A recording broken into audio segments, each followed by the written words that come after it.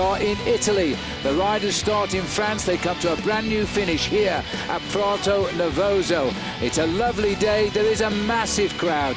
Hard to believe after the days that we've had going along the flat lands in the bottom of France. And Cadel Evans at the back end of the main field, obviously looking to keep himself warmed up. He's going back to the team car, probably to take on a racing cape.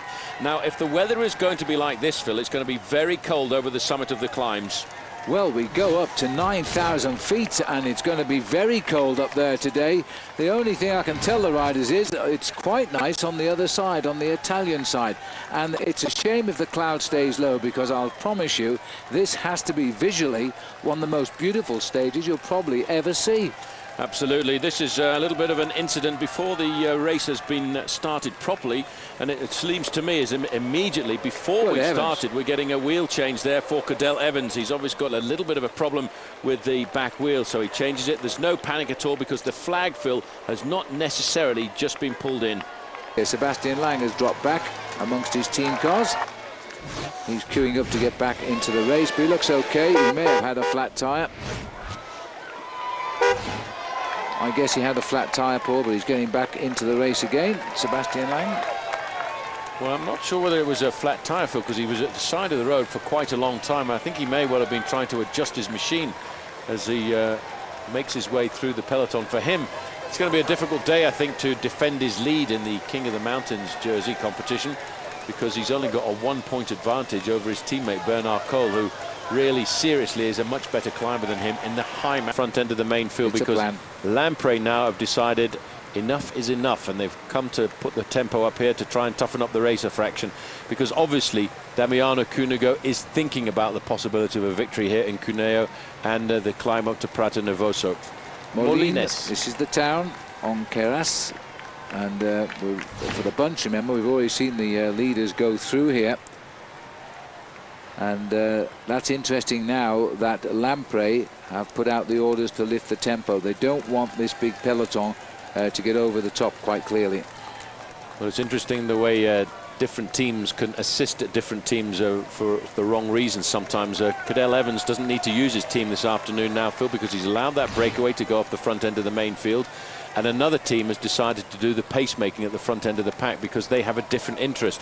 They're not trying to think about winning the Tour de France with their man Damiano Cunego, but they are thinking about trying to win the stage with him, because it would be with great pride that he could win the stage into Italy if he could, which is why he's setting the pacemaking with his team on the front end. There's the open plains now of the Col Daniel, and as you rejoin us, we've just heard that the Australian Mark Renshaw has just abandoned the race, so that's 2 riders today have gone. Not starting was Mark Cavendish. So looking here at the peloton now, many of you who are just joining our coverage here on Versus, you're late, because we started early today, and will, by the way, on Tuesday and Wednesday of this week, as we bring you exclusive full coverage of the stages in the Alps. So far it's been a quiet day, I have to say. We started in the rain. 4 riders got away pretty early on. Danny Pate of the USA is in there with 3 other riders, and we're currently on the 12-mile climb here of the outside category Col Daniel. Just looking here at the back of the race, this looks like it's a few people in the crowd wave.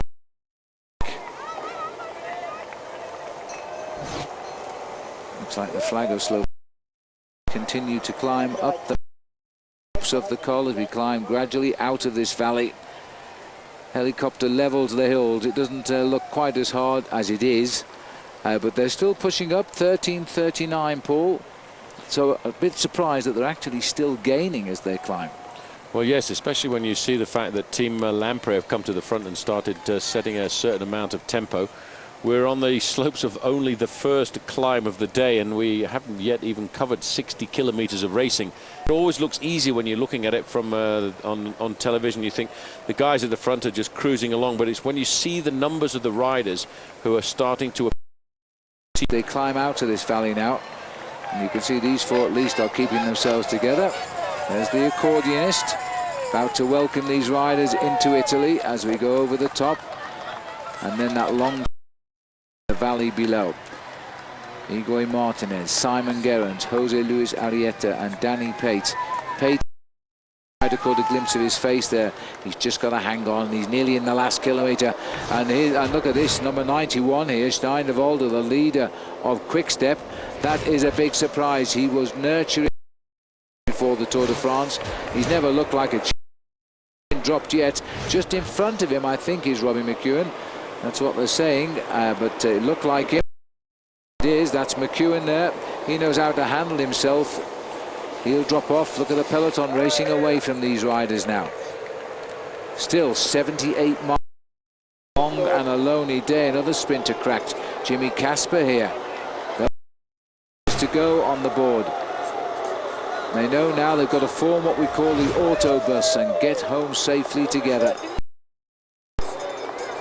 3 more riders just ahead, also in trouble. Looks like 2 from Bouygues Telecom, 1 from Française des Jeux. It just all of a sudden has got quite hard, the Col d'Angel, as they start the summit of the mountain and then dive down. There's the summit right up there. We must be with the leaders here. Yes, we are. So they can see the top now. So come on, Danny Pate, just grit your teeth a little while longer. Been a lot of work by a good climber here, faithful in Martinez. Col Agnel just coming up. Little glance to his right by Simon Gerrans. He can see the top of the climb. Just let's have a look at the face of Danny Pate next into our picture. He's hurting, but he's getting there, and it's only a little bit more suffering.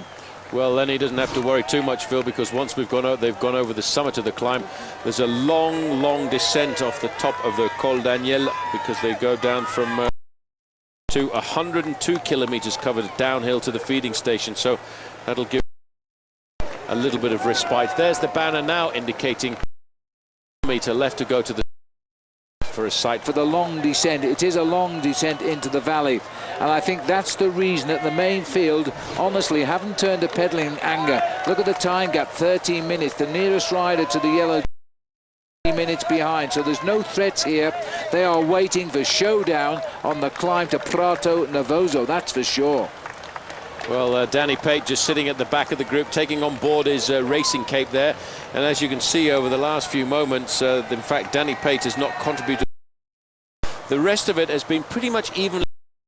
The 3 riders in front of him. Now, that's not really a surprise to me, Phil, because as we said earlier down the climb, those 3 riders are good climbers in their own right, while Danny Pate, I think he's here really just trying to survive. Well, this is ridden the Tour de France before. He's never seen the Alps in competition, and here he is about to go over the top of one of the highest climbs in the race this year.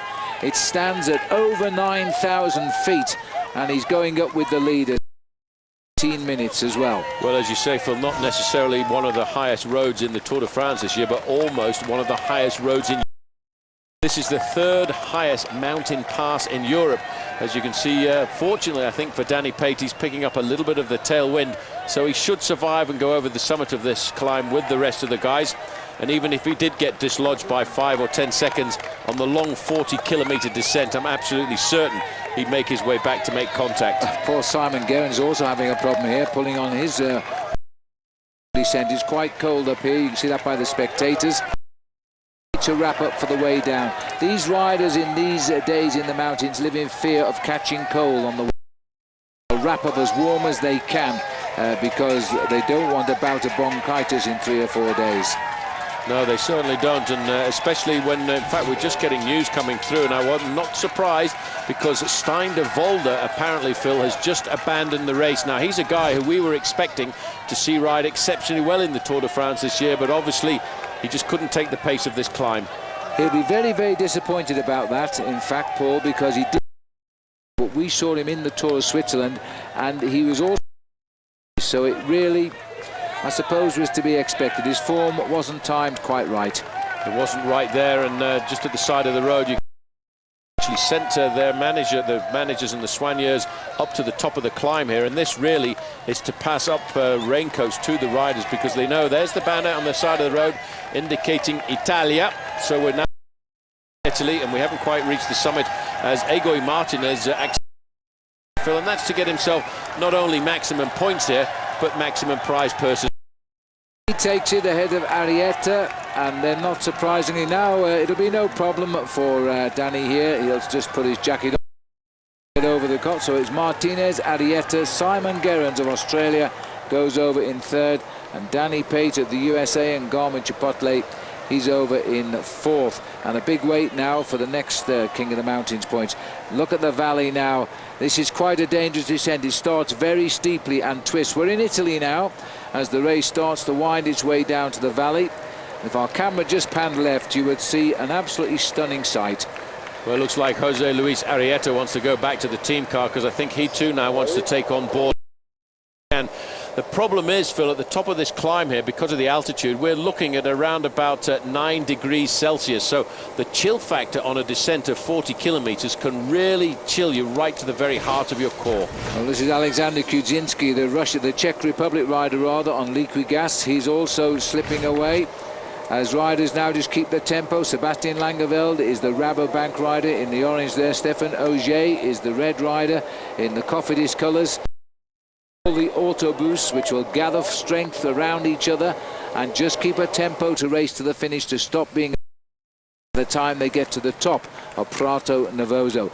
They are going to see in those last 12 kilometres or so of racing probably the biggest crowd we've seen so far in this year's Tour de France. Now Arrieta at the back here, hand up, he's trying to call forward his car, Phil, because he wants to take on board a racing cape, because of the fact that we're looking at a descent that these riders are going to face up to for around about from the top of the climb down into the valley below. And with the temperatures plummeting to 9 degrees Celsius here, the chill factor is... The wind, Paul, the flag is standing out there. It's coming from the right, obviously, but as they descend and they twist, they'll feel it from all four directions. There's the team car arriving. And that's not going to be an easy... the mechanic in the car behind to pass up this racing cape. Then after that, at 50 miles an hour, Phil, trying to put it on won't be much fun either.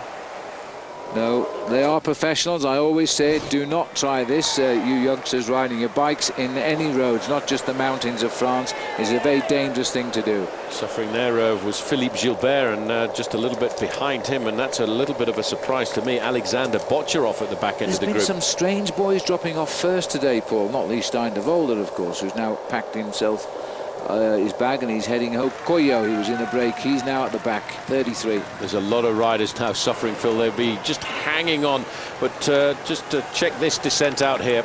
Well, sorry, Paul, we've had the clocks on these boys, and the best we've recorded so far, 82 kilometers an hour down here. Well, I have to tell you, the reason that we're not going that fast, because we're not going that fast, is because it's such a technical descent. And the wind. If they're on a descent in a straight line, they can touch over 100 kilometers an hour, 62 miles an hour. It gives you an idea, and it's actually pretty difficult if you're not wearing glasses, especially with the wind and the cold here, because your eyes start to stream and scream, and you can't actually see properly up in front of you. Well, let's hope Danny can see, because he's currently doing 72.5 kilometers an hour as he keeps those three riders in sight. The gap at 12:24, 117 kilometers still to go. The bunch are in the last 800 meters of the ascent. Popovic doing all the placemaking. The man Cadel Evans wanted alongside him on his team, and he went to the team car, just asking them what's on the menu today. And he's got a couple of power bars handed out the window, and he freewheels back up to the boys. 11:57 the gap, so they are being brought back, according to the clock, towards the top of the Col Daniel. Taking on board food is very important on a day like this, especially with the weather conditions. Oh, what's going on here? Sebastian Lang and Bernard Cole going for the points, is it? No, it's not Sebastian Lang. Thomas Voeckler, it looks like to me. It is, and that'll be Bernard Cole, I think, behind him. Anyway, well, that's all we're going to see of that shot. That was a still picture. I'm not quite sure exactly what it was. Passed, whatever it was, yes. Better to stay with the leaders, because at least the pictures are fairly stable now. We've got away from the bad weather that we had at the start. Jose Luis Arrieta. Those four riders, including Danny Pate, on a high today. We've seen a little bit of Christian van der Velde, and what we saw of him, he looks very, very strong. As the peloton, as we continue to fly to the finish now, but that gap is simply not coming down. 34 kilometers only to go now, and you can't get much more speed out of that peloton, I wouldn't think. That long line, Paul, they can't go much faster than that. Stuart O'Grady is the man responsible largely for it. Cadel Evans looking very confident. It's going to be a battle mano a mano on the clock. It will be a big battle. There's Robbie McEwen. He won't be taking part in the battle, I don't think. Andy Schleck has been... And... there's the reason. Well... making his way back into the main field there as well. Vladimir Gustov in number 14 there. 6 is Andy. They'll get... The plan is, let's see if they move off the bunch here. It's really going very quickly, but that gap isn't coming down. Well, the gap is not coming down at all. We're looking at some pretty serious bike riders, Phil, in the front end of the bike race here this afternoon. Men who've got serious pedigrees behind their names, including Gerrans, who won the Tour Down Under a little while back. And the funny thing is, when he won the Tour Down Under, his teammate on the squad that year was Jose Luis. Break with him today. Well, they raced for AG2R. That's absolutely right. This is Cuneo. This is the start town on Tuesday. It's where the riders spend their rest tomorrow. Fitness right. Away from the fact that the young man there in the middle in the blue team, Garmin Chipotle, Phil, has been a world champion. The world champion at the under-23 level of the sport, but still, you've got to be a top man to... He's got the pride to try and pull himself inside out to stay in contact with these riders. But as you say, the 3 other riders, Gerrans on the front, Lose and Egoy Martinez in third. They are really seriously good climbers, Phil. They are. Australia will root for Simon Gerrans. He's a very nice guy, and he's won all of Australia's big races, but he's never won a stage of the Tour de France. And he's got his shot today because the whole team that Gerrans rides for, Crédit Agricole, a French setup, has been built around Thor Hushovd to win the green sprinters jersey. Well, Thor's, I think, lost that jersey. He slipped too far down. Might be a consolation prize on the way for them today. Well, so far over the last 10 minutes or so of the race, the workload really, Phil, has been pretty much equally shared. Egoy Martinez 24%, Gerrans 25%, Danny Pate a fraction less, but you can't really complain too much, I don't think, about that. No, he's the least experienced. Cool pedaling here from Egoy Martinez. The Basque team rather let the side down in front of their Spanish supporters when we were in the Pyrenees, so maybe they'll go to the chagrin of the Italian supporters here, as the Spanish in the breakaway looking very strong at the moment. Funny, a little earlier on I just noticed Serge Boucherie in the team car of Crédit Agricole with a splint on his arm. He's actually broken his wrist in an accident. I'm not sure exactly how the accident happened, but there was a message on the splint which said "Cherchons sponsor avec urgence." And that's another thing that we need to remember about Simon Gerrans. He needs to look for the victory here this afternoon, because in fact Crédit Agricole, at the end of this year, their sponsorship ends, and they're currently still in negotiations to try and bring a new sponsor on board. Yes, Roger replied by the 1st of August on that issue. Some people think he's got one and saying nothing, but we don't know. These are the 4 riders on the Col del Mort. 14 minutes. Nothing of the lead here, and the field were really chasing. They've made on that breakaway. Another roundabout. I begin to fear every time I look at this picture. Miles of riders lying in the road. Well, every time I see a roundabout like that, I think we've just switched back to a replay, and I'm waiting to see the riders fall down again. There's Jaroslav Popovic in the dark glasses there for Team Silence Lotto. He's a real experienced bike rider. You know, he's a man that many people felt that one day he, or even the Giro d'Italia. He's been bought into Silence Lotto for only one thing, and that's this month, and that's to look after Cadel Evans on especially days like today, on the final climb here up to Prato Nervoso. And we should be in the sun all the way now. Just look again at Italy as we climb this small 3rd category hill, and it looks like Arrieta is just accelerated a little bit. Egoy Martinez will go after him. They're racing for the prize on the top. You can't allow a gap to open now, because and hold on, Martinez has moved over and allowed Arrieta to win that, because Martinez got the other one, I think. And 3rd place is Gerrans, and 4th is Danny Pate. Interesting, Phil, is looking at all of those 4 riders is showing any signs of fatigue currently. They're all pedaling. Love the work here as we start with Stuart O'Grady. Now they get to sample this huge crowd. This is nothing as to what's sitting on the mountaintop, I'll tell you. It certainly isn't. It really is a magnificent crowd. Phil, there's a lot of riders now from Team CSC starting to move to the front end of the main field. We're just starting the climb with the main peloton of the Colle del Morte. As you can see, look at this over on the right-hand side. Cancellara, and not too far behind Cancellara, is a man wearing a red, white and blue jersey. That just happens to be Frank Schleck. Well, Cadel Evans, well, we can't see it now. He's just gone behind a teammate. He doesn't look as though he's going to be hit. Menchov is not far away either. The pace being set by CSC. All that brilliant pace making by Stewart. Job done now. Get home as best you can as he lets the race go away from him. And look at this man too, Nicky Sorensen. They have ridden like a couple of Trojans on the front end of the main field. You can also see Bernard Eisel slipping away as well there from the main field. These guys now have just got to try and survive. Well, this climb is hurting the riders who set the pace. Now they will just ride home here as the real race for yellow is about to begin, I reckon. Looking down from the helicopter, they're on the third category climb, but they're way too far behind the leaders. The leaders will win the day. CSC has a plan here. That's Kurt Attel Arvidsson, the stage winner, but more primarily CSC is setting the pace. Yep, they're all moving up to the front. Look out for the green jersey there, because our friend Oscar Ferreira, Phil, is not far away from the front end of the main field. Kurt Attel Arvidsson. McEwen slipping off the back end of the main field. It's starting to get a little bit grippy now for the sprinters once again, and it's going to be a question of survival for many men, as all they can do is just hope to get to the finish line, Phil, inside of the elimination time. Robbie will go back to Stuart O'Grady. Drop now. Arvidsson is setting the pace. Cancellara is on the right. It looks as though we've got a break in here.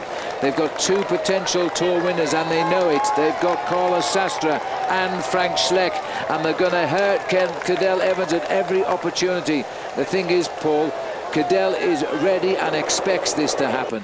He's expecting something, and I think he will expect something, Phil, on every day of the Alpine passes when we go into them from Team CSC. But what we're expecting is a secret attack that might come from Denny Menchov. Menchov is in 5th place overall at the start of the day, and a lot of people think that man is the silent killer. They think he's the man who could come out of the wings and do something very special here this afternoon. And I have to say, it's the kind of finish that would suit a man like Denny Menchov. Well, CSC have put their cards firmly on the table here. In that line, 5 are on Team CSC. Just the one rider from Lotto trying to break it up, and it's Popovic. Well, just looking down at the hill there, you can see that the damage is being done. That's the front end of the main field, but look at these riders being tailed off one by one, group by group. These are the big men. These are the men who do not like going uphill at all. There is the split. Even Fabian Weckman in the white jersey is here. This is the tempo riding by Arvidsson, reducing the Tour de France in half, creeping up on the left now. It looks like Leon Sanchez of Case Depon, so he's bringing his riders up. Sadly today they've lost Oscar Pereira rather, with a broken shoulder. Well, the orange jersey there on the shoulder of the yellow jersey of Cadel Evans is Denny Menchov. He's moving up to keep a very close eye on affairs. And the last time, in fact, the Giro d'Italia came up here, Phil, in the year 2000. First man to the top of the climb here was Francesco, who outsprinted Stefano Garzelli and Gilberto Simoni. Climbers all. That gives you an indication of just how difficult this climb is going to be. Evans knows that. Just slipping backwards, Dario Cioni. Yes, that will be. In fact, this morning Cadel was saying he would have a better day today, but. And that's why I think CSC are all over the front end of the main field. This man here, Kurt Attel Arvidsson, is now going to do exactly what Stuart O'Grady did, exactly what Nicky Sorensen did. He's going to over the flat part of this course. This race, the 4 leaders, is pretty much over. They're 4 kilometers now from the bottom of the climb.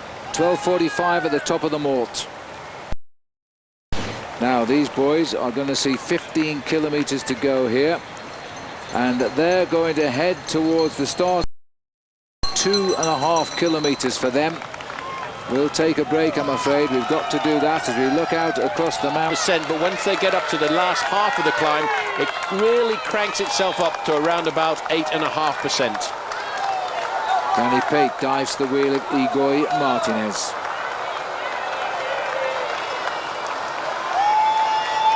Underneath the buntings here, this is the base town, and now we're heading up towards the ski station.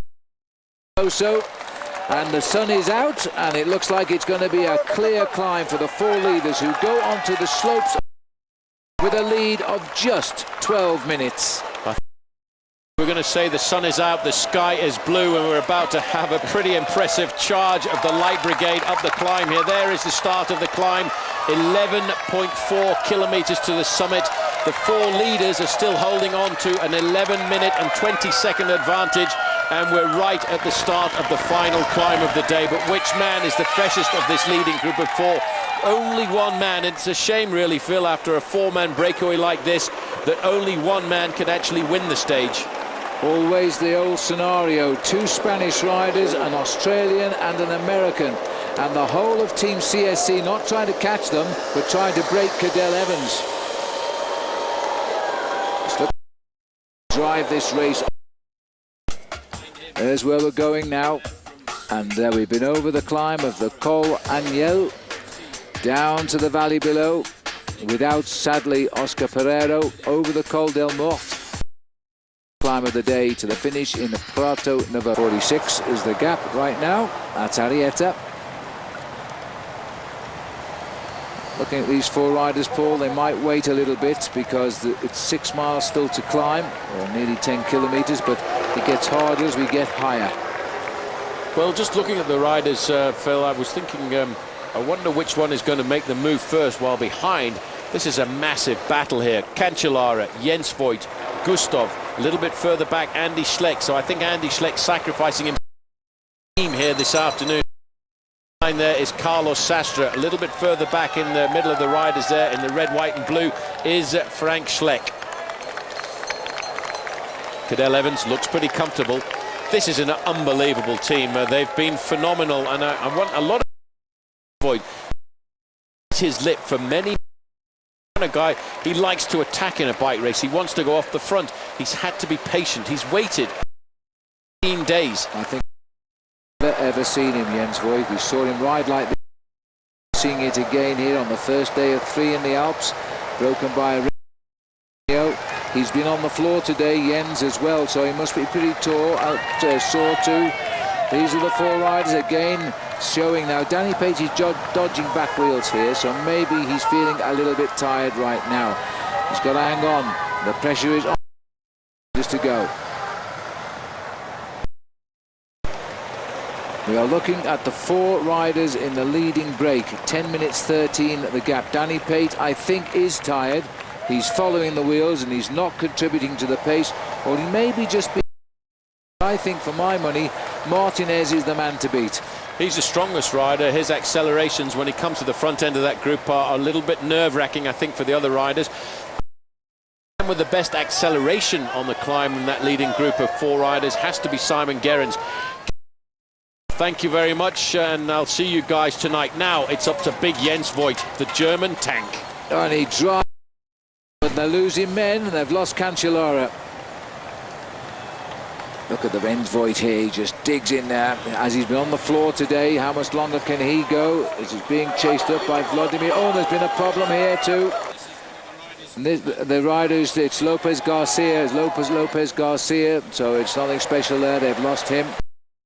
Race is now on for who will break Cadel Evans. Look at the crowds at the finish. That's a live picture from up here on top at Prató Navarro. So we'll take a break, but when we come back, we'll take you commercial free.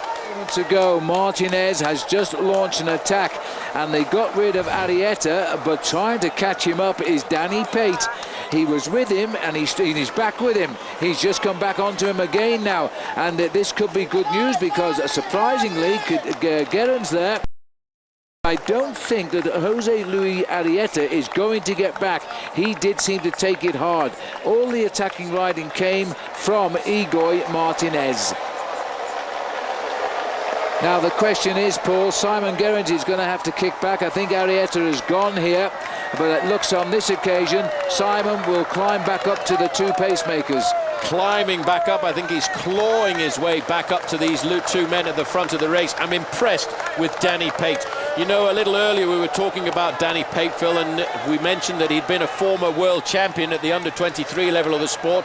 Well, when you've been a world champion, it's a special tag that you've got on your back, and that's why I think he's pulled himself up here. He wants to win a stage of the Tour. Now, this is Schleck's turn. Let's not forget the other part of the Tour de France, because this is Andy Schleck here setting the pace with Carlos Sastre, and now there are only 2 riders in front of Cadel Evans from that team, and Cadel does not look stressed at all. This is Jens Voigt, job done. And just how small is that leading group now? And the Maillot Jaune is riding like a leader just at this moment. He's just sitting there, just keeping his eye on the men in front of him. He's keeping his eye on number 11. That's the rider second in the line there, and that rider just happens to be Carlos Sastre. Jaroslav Popovic flicking his wrist there. He has to stay with Cadel for as long as possible. Behind him is the big Russian rider in the orange jersey, Denny Menchov. But that was why he flicked his wrist. He wanted to move out, and he gave the signal to Denny Menchov. I'm not sure that Popo is going quite that well, although he's got onto the back there. Watch out for the rider with the red top. That's Frank Schleck. 1 second behind Cadel Evans. Cadel is just hanging on to these 2 riders here. 10 kilometres to go, and Martinez has gone again further up the road. Oh, sorry. 10 kilometres to go. Wrong end of the field, sorry. That was somebody going off, probably Samuel Sanchez here. Another shed as the riders at the front all stay together. Well, as you can see now, this has become, Phil, a very select group. Just watch out there for Frank Schleck, because Frank Schleck is looking just a little bit dangerous there, and he's the man I think may well be thinking about moving up onto the acceleration. But Christian van der Velde is in the group. He's also sitting quite pretty. Prado Novoso, 11.4 kilometres. We go to 1,440. It's 6.9%. Cadel Evans has just followed the wheels of a team which has lost their drivers one by one. The only man they're interested to, really, is Sastre and Schleck, and they are both waiting for the moment. They will attack, but they've got to wait till all of their team drop off. The other rider in here who's impressive is Vladimir Efimkin. With the disqualification of Rico, he has a stage win to his name now. Now Andy Schleck has kept the pressure on a fraction there, and now we can see what's happening at the back end of the group here. There's still riders getting tailed off one by one. That's a good ride by Johan Schopp, but he's gone now. As we go further up, Jerome Pino is still there. But this is a race now of strong men. Now, there's the attack by Sastre. Cadel Evans has to answer that one, but no need to panic. Sastre is a long way behind for the moment. Bernard Cole as well. This is a decisive move. The yellow jersey is still looking strong. Well, the yellow jersey is looking strong, but he's not the one who's chasing them down. In fact, the pressure is coming on the front there, Phil, by the man from Russia, Denny Menchov. Which is good for Cadel. Right up there. Others have got a race 2 in this event. Others got to race 2 in this event, but it just goes to show that Team CSC are going to do everything. Bernard Cole has grappled onto the back wheel of the Spanish rider there, and Van der Velde is still in contact. Well, Bernard Cole on the right in the light blue is the new leader in the King of the Mountains for sure now. He'll get double points up here on the top for the first few riders over. Well, that was the first card played by Sastre when he's come to the attacks from their stars, and that has cracked David Arroyo. Well, I tell you what, that was a very well laid plan by Team CSC. Again, you can see the move coming by Carlos Sastre, and again, it's Denny Menchov coming. I'm a bit surprised to see Sastre try this on a hill which is not that steep, but now look at Denny Menchov here. Cadel Evans can't afford to let the gap open. He's across the gap like a rabbit, and that is another cracked rider from the team there. That's Andy Schleck. And moving up there in 4th position, you can see Alejandro Valverde. Frank Schleck, Phil, is just sitting back there waiting for his turn to move. He's watching the aggression. Don't forget, Frank Schleck in the red, white and blue there is only looking for a single second. And let's not forget Alejandro Valverde there in the black. The rider who had such a rough ride in the Pyrenees may be coming back in the Alps. He's right there now. He looks across at Frank Schleck. Cadel Evans looks across at them both and goes back into the slipstream. He's the leader of the Tour de France. It's up to the others to attack him. And on the left there is the new leader in the King of the Mountains, Cole, and Christian van der Velde still there. No teammates on his side with him. Well, this kind of climb suits the big man from Spain there on the left-hand side, wearing number 31. That is Alejandro Valverde. Van der Velde back in contact. Moving up as well there, one of the riders from Euskaltel, that's Sammy Sanchez, who was in a little bit of difficulty, but he's recovered. Further up the road, though, here, Phil, you can see... Pate again, got back to him. He's come back to the leader, Egon. Simon Gerrans will not give up. He's around about 10 lengths off the back of that group, but he's still dreaming of a stage victory. Well, just coming back, here's Andy Schleck has rejoined with a fine effort. This young man has got back on. Brother Frank is in second position on the wheel of Valverde. Sanchez has shot over to the right, while Evans is just marking his men. He's not made a single attack, and that's the way he must ride this. If they sense he's vulnerable, they'll all hit him. Well, he's got to control, and that's the important thing. You have to control in a situation like this. I don't think Cadel really has to make a move himself until he probably gets to the steep climb of the Alpe d'Huez. But now, coming back, 3 riders from CSC in this group. Carlos Sastre, Phil, has attacked on a climb which really doesn't suit him, and I wouldn't be surprised to see another move coming from Team CSC in a little bit. Sammy Sanchez now says, you guys can watch each other, I'm going to take off. Well, he's got a chance, but it doesn't look as though they're going to let him go, because Frank Schleck has lifted up the pace here. Cole is still there. Cadel won't move. Samuel Sanchez is not a worry just yet. Watch out, Sastre's moving on the right. Sanchez concentrating, not worried about the other guys. He's trying to move up in the overall standings. He's lost himself a little bit of time since the start of the tour, but he's place overall. He's looking for 4 minutes and 26 seconds, and if they let him go, he could very easily pull back a minute on a stage like this. And that would help to make it look a bit more respectable. They won't react just yet, because he's caused a little bit of a diversion here, Samuel Sanchez. Euskadi. And looking over the back there. Meanwhile, let's go back to the front, because here is the return of the Australian. Simon Gerrans is back with the 2 leaders. 1 American, 1 Australian and 1 Spanish rider drive towards the top of an Italian outpost called Prato Nervoso. No Italian. Sanchez is slowly but surely going nowhere. Well, Sanchez is trying to go again, but now with 3 riders from Team CSC in that group behind, Phil, I have a feeling that Andy Schleck is going to sacrifice himself for Frank Schleck in the group Maillot Jaune. 3rd position there is Bernard Cole. Cadel Evans looks fine this afternoon. He's responded to all of the attacks so far. Van der Velde from the back of the group. Alongside him is Carlos Sastre. 9 riders at the front in today's main field of the Tour de France. Not all of the top 10 riders are here. Sanchez could well improve a couple of places tonight, whatever happens, as we head up to 5 kilometers to go. 3 of the 4 remain together. Martinez has tried twice to get away from these riders. Twice they've hauled him back. He may not have a 3rd in him. Well, I'm not sure that he does, and I tell you what, I take my hat off very sincerely to number 199, Danny Pate, who doesn't have the reputation of a climber like Simon Gerrans or Igor Martinez, but he's responded and he's present and correct all of the time. This now is the yellow jersey group. These are pretty much the heads of state of the Tour de France this year. Sammy Sanchez is slipping backwards. He's back in the group, so we're now 10 as he goes to back. Carlos Sastre doesn't look so good anymore now. Frank Schleck is being set up by his brother at the front of the race to launch him perhaps for the finishing line. Remember, a second is a blink of the eyelid. That's all it is to steal the yellow jersey. I was trying to pick up who the rider was from Liquigas. It's Roman. Now moved himself up to the heads of state. Yes, you're right. I think Carlos Sastre has hit them very hard on a couple of occasions, and now he's been put into the red zone for a while. He needs to get himself sorted out if he wants to think about Alejandro Valverde. He looks across at Bernard Cole, who's turning out to be something of a revelation in that blue jersey. Andy Schleck setting tempo now, trying to get Frank a little bit of a chance to recover. So too Sastre. So he's got to set, and he comes up alongside Christian Van der Velde, who is content at this moment to follow. I believe that Van der Velde is in any trouble at all. He might well go near the end. a little bit further down the slope here. This is the man that the majority of the Italian crowds will be shouting for, Damiano Cunego. I've absolutely no idea where he is currently, but alongside Sandy Casarfield would indicate that he's maybe not at the front end of the race. They've been split on the climb. They're in the second big peloton of the Tour de France right now. Kirken.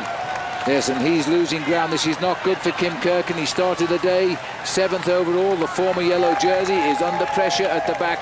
He may be losing a few places today. Danny Pate has decided he doesn't want to be subjected to the pacemaking of the two. Felt that the best thing for him to do is come up and set the pacemaking himself. And when you're not maybe the best climber in the group, that's sometimes the best thing to do, because you can set a pace which is comfortable for yourself.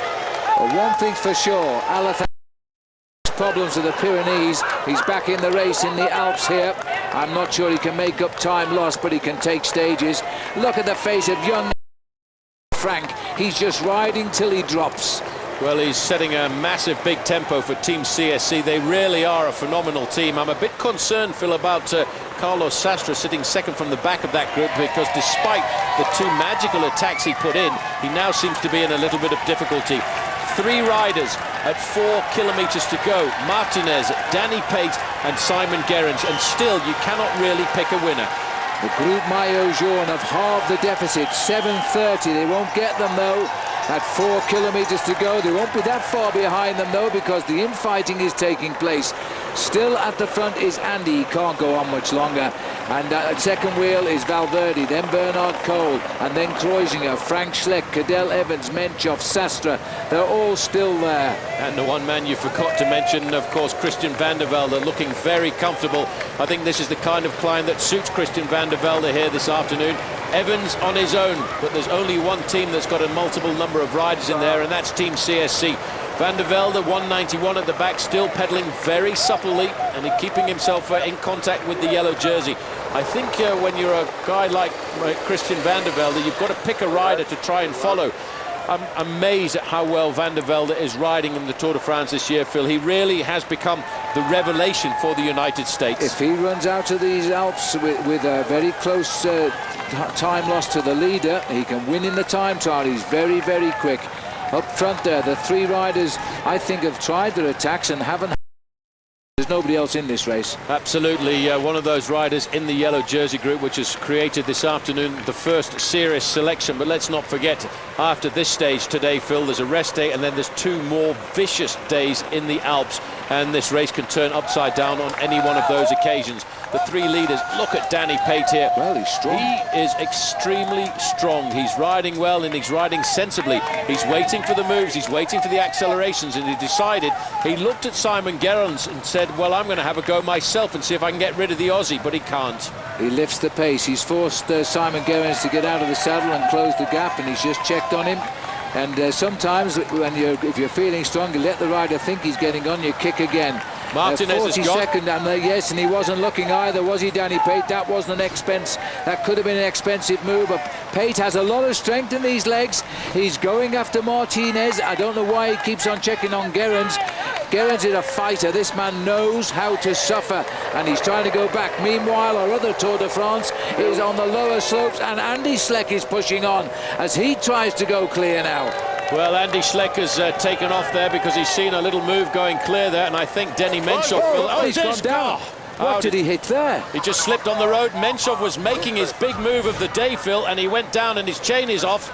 Well, he's going to have to get himself back in. Just look at this. He just goes around the corner and it's so slippy. There is no reason for that, I think. And in fact, I can look out the window here. The rain has just started, can you believe? And it's becoming quite heavy in the last few kilometers. And that was simply the grease on the surface of the road. Well, the riders saw that, but there'll be no waiting now. Phil, that was a scary move by Denny Menchov. We knew this man was the silent mover, the silent man in the main field, waiting for the move. Just looking down to check and see if there's any damage to his bike, and he says, no, it's okay, I've got to get myself back into this event. But you can see now why Denny Menchov has been regarded as a dangerous bike rider. Well, you don't deserve bad luck like that, but the rain has just started. It's just skimmed on the surface of the road here. It's caused a little bit of a regrouping of the boys here as Andy takes over the pacemaking. Brother Frank is down in the centre there. Valverde to the right, Cole to the left, Sastre to the back. They are all here. Well, they're all here and they're all waiting. I'll tell you one thing, that Andy Schleck has got a fine pair of legs on him this afternoon, because he was immediately off in pursuit of the man from Russia who's just getting back into contact there. That's an indication that Denny Menchov, Phil, has got great form, but that was very sad for him to go down like that. Well, we're still spread by exactly the same time gaps as when we started this race today. There is nothing in it. 57 seconds covers the top 5 men. And if they finish like this, there will be no time differences again tonight. Andy Schleck wants Brother Frank to come out and grab a second. Well, there's Kreuziger there, another young rider, a star for the future. But Andy Schleck too, I think, Phil, will come back to the Tour de France one year and quite possibly be a winner. There is Damiano Cunego trying to pull himself back into this bike race, but in fact he's losing place. He was with that group there, and I think that is the group of Kim Kirken and the Little Prince suffering. He's at 2.5 kilometres behind the yellow jersey group right now. It wouldn't surprise me if he stays in Italy, quite frankly, because he's not firing like we expected. These are the leaders locked in as they head up towards the summit of the climb. Still Martinez doing the work. And just who is the strongman of this group? Well, Alejandro Valverde looks concentrated, looks good. That's the secret weapon, Kreuziger. Yep. He's going to be such a great cyclist. He's going to be a great bike rider. He's lost himself a lot of time in the Tour de France this year, Phil, but it's only his first serious attempt. He started the day in 19th place overall. Now another acceleration coming from Andy Schleck, saying to them, take this one if you can, because I'm going to hurt you, men, and we're going to hit you again before the summit. This is a rider who was dropped by the group, who thought he's in a little bit of trouble with acceleration. Still hanging slightly off is Carlos Sastre. He's not riding smoothly, number 11. But Christian van der Velde, he is still following. He's not under pressure. Van der Velde, 191. Garmin Chipotle looking very comfortable. He's alongside Cadel Evans. And right in front of Cadel Evans, Evans is keeping his eye very firmly on the red, white and blue jersey there of Frank Schleck. Yeah. The people on the side here, the Tifosi of Italy, are watching a yellow jersey really defend himself well on this climb. It's normally a pink jersey as leader of the Giro d'Italia, but not this time. The Tour's making its first to climb up here. The face of Andy Schleck has been superb. Kreuziger just licking his lips behind and is in no pressure at all. He's only 23 as well. Well, at 2 kilometres to go, Phil, there are still 3 men in contact for the victory this afternoon. Danny Pate is trying to get the win for the United States of America. He looks across at Egoy Martinez to say, how are your legs, my mate? Can I beat you to the summit? In the yellow jersey group, though, they've got rid, I think, finally, of Sammy Sanchez, and there's another acceleration at the front. And look at the back here, because Cadel Evans has got to grit his teeth right now. That is a very serious push by Menchov. That has hurt Cadel Evans, but he struggles and fights. He's looked over his shoulder, Menchov. He's seen the yellow in trouble, but he knows it's all coming back together again. Well, that was a serious acceleration by Menchov, and I'm not a little bit surprised as to why he sat up, but it's allowed Cadel Evans to get himself back into this race. Bernard Cole there comes to the front, and he's now going to look for the acceleration, and that is a move that they need to respond to. Well, we're looking at the real race to lead the Tour de France here. That is why our cameras are staying away from the men who are out to win the stage. We'll cut back by the time those riders get up the top. But right now, Cadel Evans and Frank Schleck, the 2 men likely to succeed, are both in a little bit of trouble. The man who nailed back Bernard Cole there, in fact, was Alejandro Valverde. Now, that goes to show that Valverde is recovering as this race goes further forward. Sitting on the wheel of the yellow jersey now is Frank Schleck, and again the acceleration coming at the front, and this time again it's Denny Menchov. And I think this time it's curtains for Andy Schleck, so they've lost a pacemaker. Cadel is on the whip end here. He's being flicked around at the back of this line. Menchov is advertising to everybody he's got the legs now. Alejandro Valverde is simply superb, and on the outside now, a little move to just go to the head of the race. Did you say that Andy Schleck was gone? Well, excuse me, he's just come back, and he's thinking about brother Frank, he's thinking about Carlos Sastre. This is an unbelievable team. Kim Turkin trying to get back up into competition here. He's around about a minute in arrears off the back end of the yellow jersey group. There is Efemkin, he's been dislodged. Cyril Dissel is in this group as well. Sandy Kassar just getting onto the back there as well. That looks like Fofanov. It is Dimitri Fofanov. They are fighting, though, a little way down here. This is a duo battle. We'd like to see what's happening with the leaders. We're, of course, in the hands of our French direction here. We don't know of anything that's going on up front at the moment, but we will see them cross the line, I'm sure about that. We're looking here at the battle for the next wearer of the yellow jersey, nodding like the dog in the proverbial car window. Bernard Cole is trying again to answer. Where does Andy Schleck get this from? Well, he gets it from the fact, Phil, that he was a white jersey winner of the Giro d'Italia last year, 2nd overall. He's got the ability to climb. He's hit them and hit them again, and he's trying to set something up up. And look at this. Frank Schleck has seen the move now, and as soon as Frank Schleck gets to the wheel of his brother, he accelerates. But Cadel Evans is pinned to the back wheel of the man who is 1 second ahead of behind him in the overall classification. Well, this is the group that's racing approximately 6 minutes behind the leaders. Let us not forget that. We're coming up to 1 kilometre to go. There they are. These are the 3 leaders of the day today. None will pull on the yellow jersey tonight. There is the kite for them, and Danny Pate is going to take them to the kite. The man who has looked completely fried for 100 kilometres seems to be extremely strong indeed.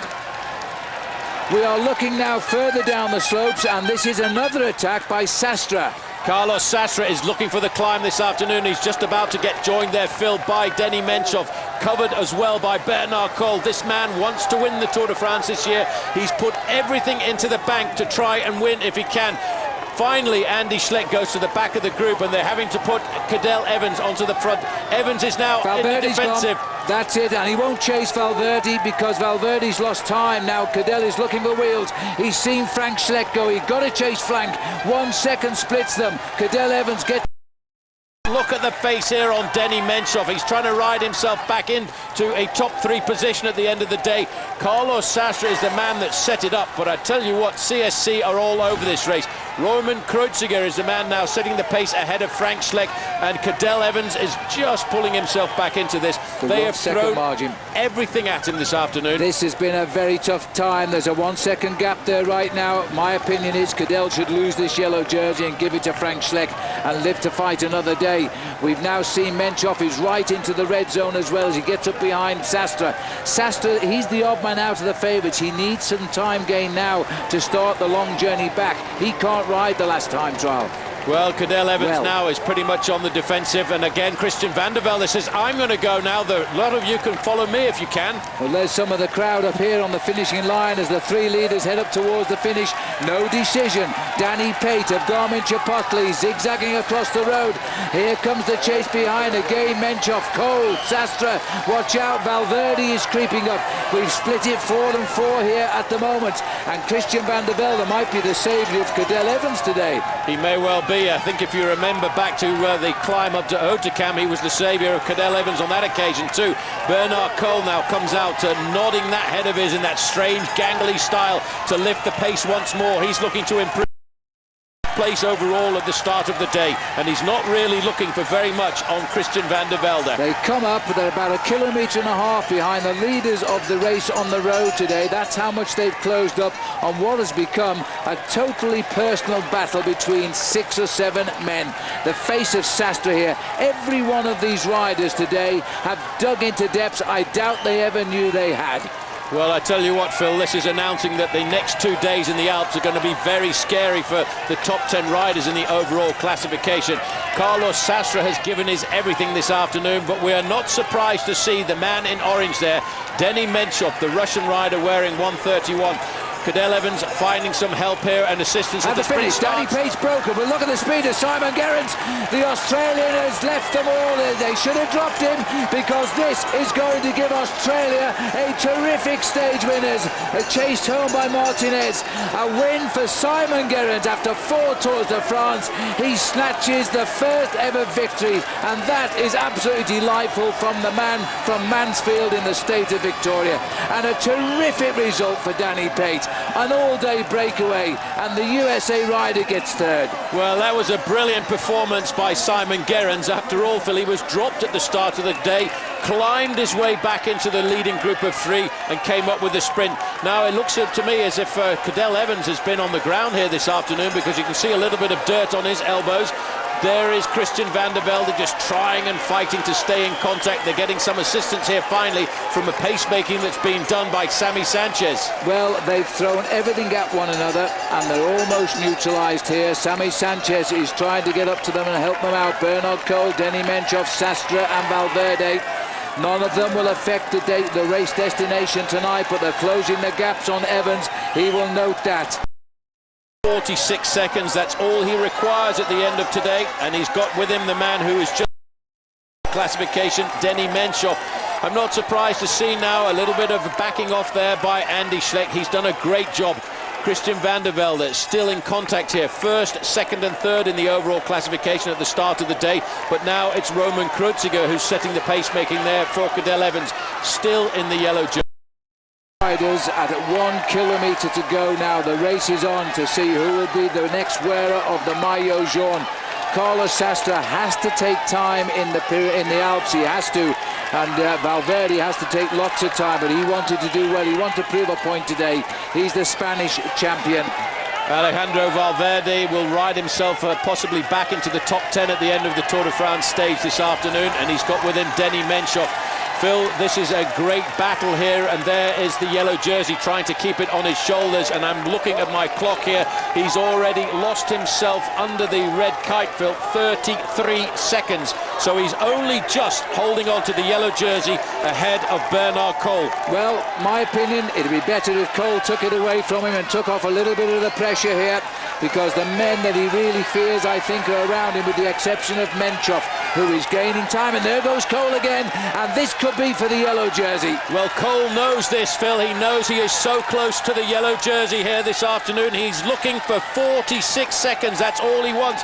He doesn't care about finishing 5th or 6th or 7th on a stage like this. And look at Carlos Sastre. He too is pulling himself back up there. And Alejandro Valverde is riding like the true Spanish champion that he is this afternoon. Well, Carlos Sastre is 1 minute 28 behind Cadel Evans. He needs time, and he started to get it by the look of it. 500 metres to go.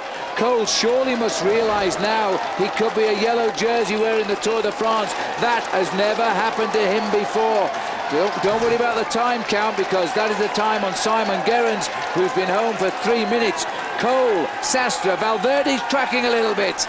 Well, Cole gets out of the saddle again, Phil, over this final steep part of the climb. He doesn't have to worry about what position he's going to be this afternoon. He has to worry about the clock and what the clock is going to tell him. And once he's crossed the line, start your clock and try and count for 46 seconds, because that's what it's all going to be about at the end of the day. Has Cadel Evans and the group behind got any power left to try and pull back the gap that he had?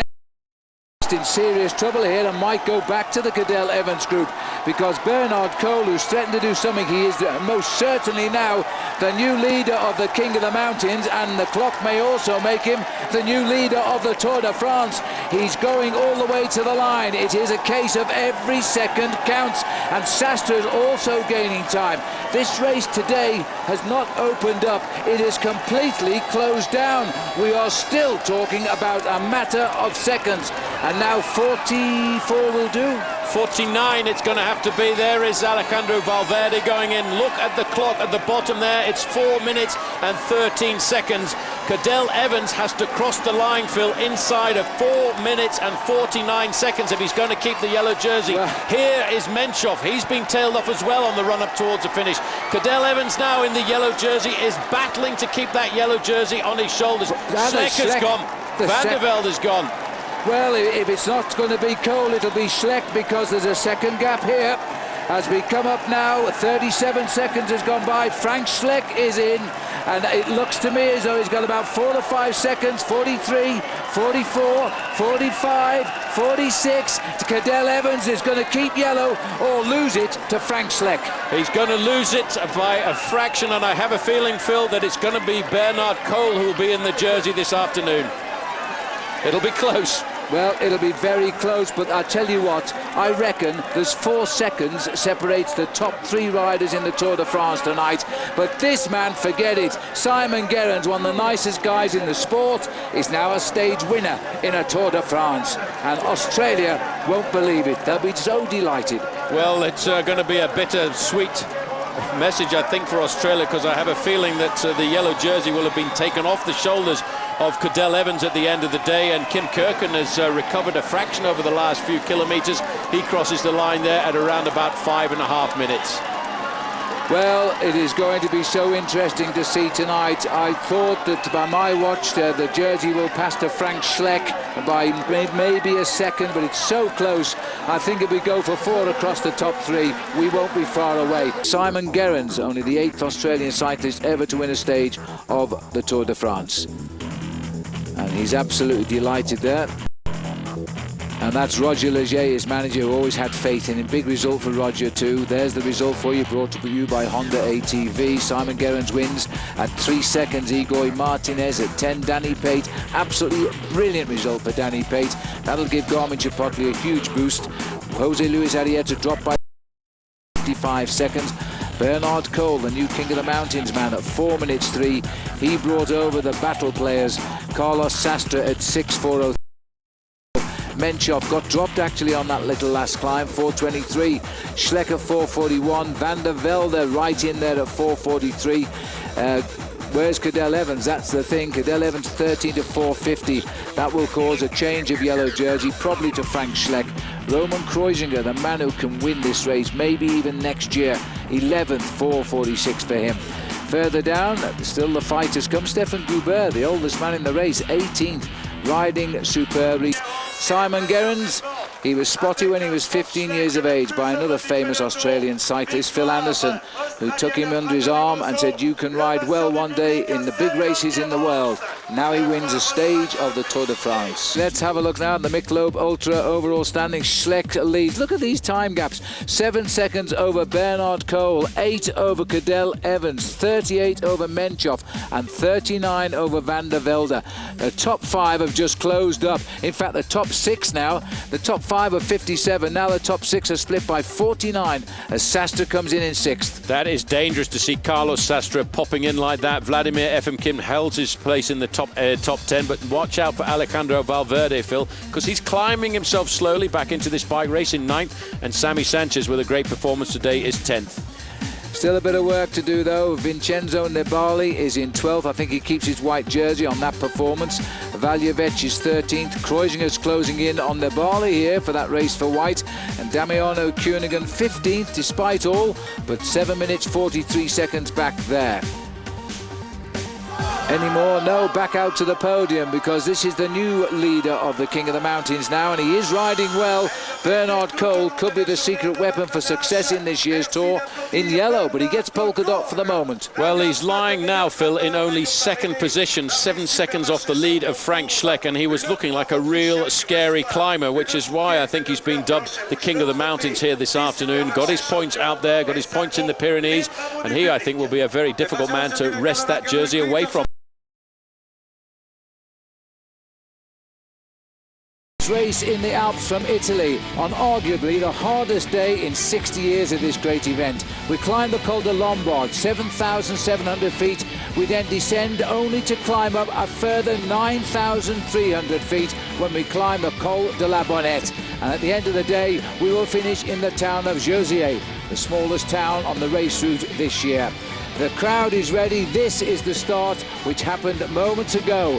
The peloton saying farewell to Italy and hello to the biggest alpine passes that this mountain chain possesses. Look at this, the top 6 riders covered by less than a minute. There's never been a Tour de France by stage 16 with such a close decision here.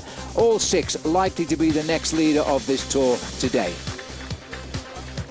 And what a day of racing it's been already. Since they rolled away from Cuneo, we're still on Italian soil here. We have covered just 15 kilometres in seemingly no time at all, Paul. And this is what we've had, attack after attack. Well, I think the reason for that is everybody feels they want to get in the breakaway here this afternoon. And what this does is it really picks up the tempo in the first hour of racing. We're probably going to see the first hour of racing run off at around about 50 kilometres an hour. And still, nobody has yet broken the stranglehold on the main field. It's interesting, actually, Paul, because we get these attacks from the gun every day. But normally after about 2 or 3 kilometres, somebody cracks it and off they go. But they have chased every move today. It's as if they don't want anybody to get away.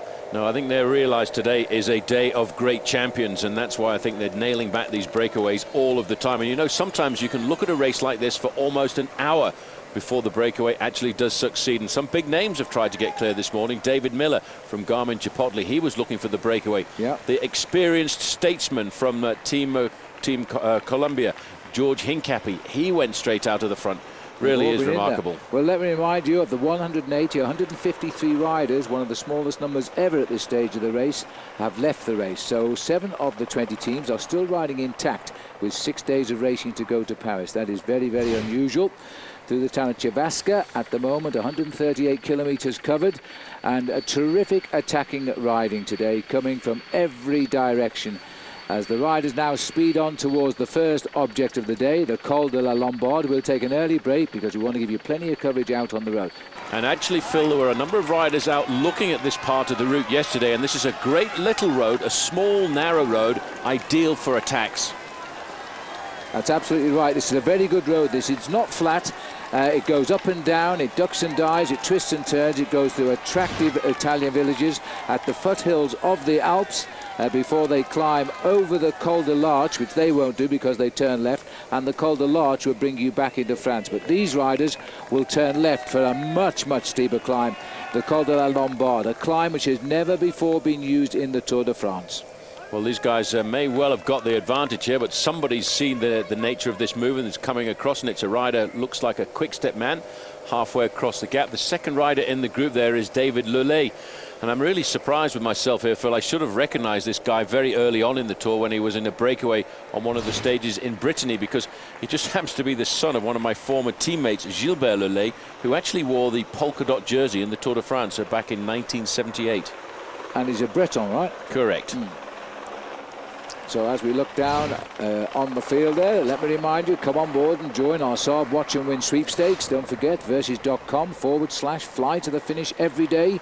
Join the race. A Saab 9.3 Sport Combi and the Cervelo SLC SL bike, all part of the prizes. And the code word you need today is Alps. That's fitting enough, isn't it? Absolutely. The man who wants to get there first as well is Sylvain Chavanel. I have to tell you one thing about Chavanel. He really is going for the move this afternoon. He's got great form. Well, he's certainly looking to get away early on. Remember, he was an early leader in the King of the Mountains, but they were pimples compared with what we're about to go over. So the peloton says goodbye to Italy now. Hello to the Alps in France. Knows how to do a race direction. He's been a great bike rider too. So we'll see what happens today. Everybody's concerned about Cadel Evans losing that little bit on Prato Novoso.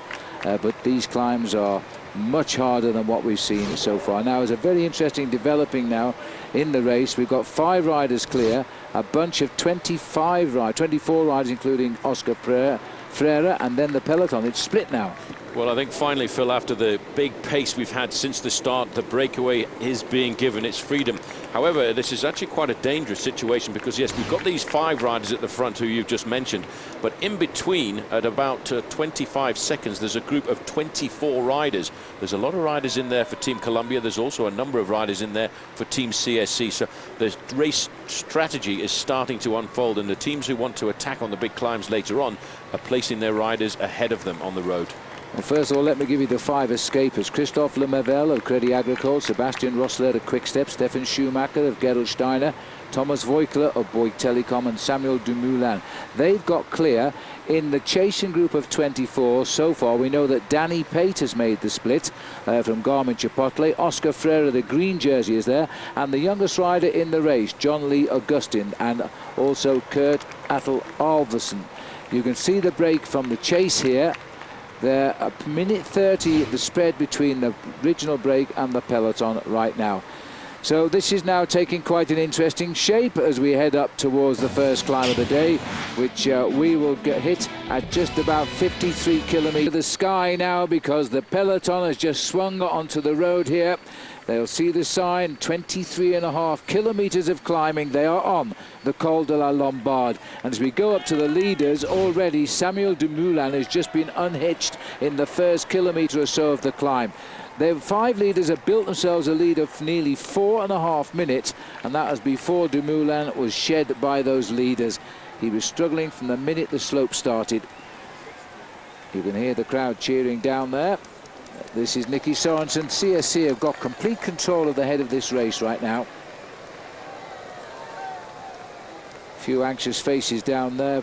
Paul Fabien Cancellara, the determination on the left there of Stuart O'Grady.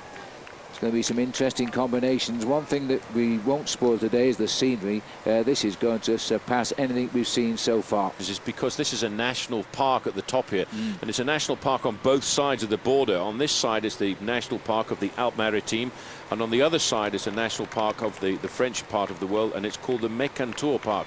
And in the area there are ibex, wild boar, stags, And believe it or not, and I'm surprised to find out, there are actually wolves in this part of the world as well. So I'd have to say, I don't think we want to see any riders getting dropped off the back, because they might get snapped up. Might give them an inspiration to get back on. There's Stefan Schumacher up there. There is the twist. See, we get into it straight away, Paul. This is no slouch, this climb, once you're onto it. And as I say, we've never used this hill before. It's always been considered a little bit too narrow. I think they've done a lot of work on the road surface as well. But we also believe that the descent is quite dangerous. And for what we're hearing over the last day or so, these two mountains are covered with hundreds of thousands of people. They closed the Restafon, which is the Col de la Bonnette, because they couldn't get any more people on. Well, that was the order of the day for the police. Was we're going to allow. They were actually going to close the Restafon at 7 o'clock in the evening yesterday, but they said we will close it earlier if there's no more parking spaces available. Well, there are no more parking spaces available at the back here. This is one of the teammates of Cadel Evans dropping back. Popovic. Yeah, and I don't think he's in trouble yet. No, he's just wanting to take on board drinks, I think, here, Phil, at this point.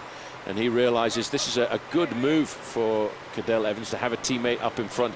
This rider, Jaroslav Popovic, rode alongside Lance Armstrong. He was purchased during the winter transfer season to come into Team Lotto for one reason only, and that was for these 3 weeks in the month of July to help Cadel Evans win the Tour de France. And I'm sure this is a plan to get Popovic into the early move, so that when Cadel needs a little bit of help, perhaps he will be able to come back to help him go up. Or chasers at the moment, and this is the group that George Hincapie is in, and then this is coming from the peloton here, and it's an attack by Damiano Cunego. Now he's lost enough time perhaps to be allowed a little bit of elastic today. Schmidt is his teammate trying to get up. Sandy Cassar in white.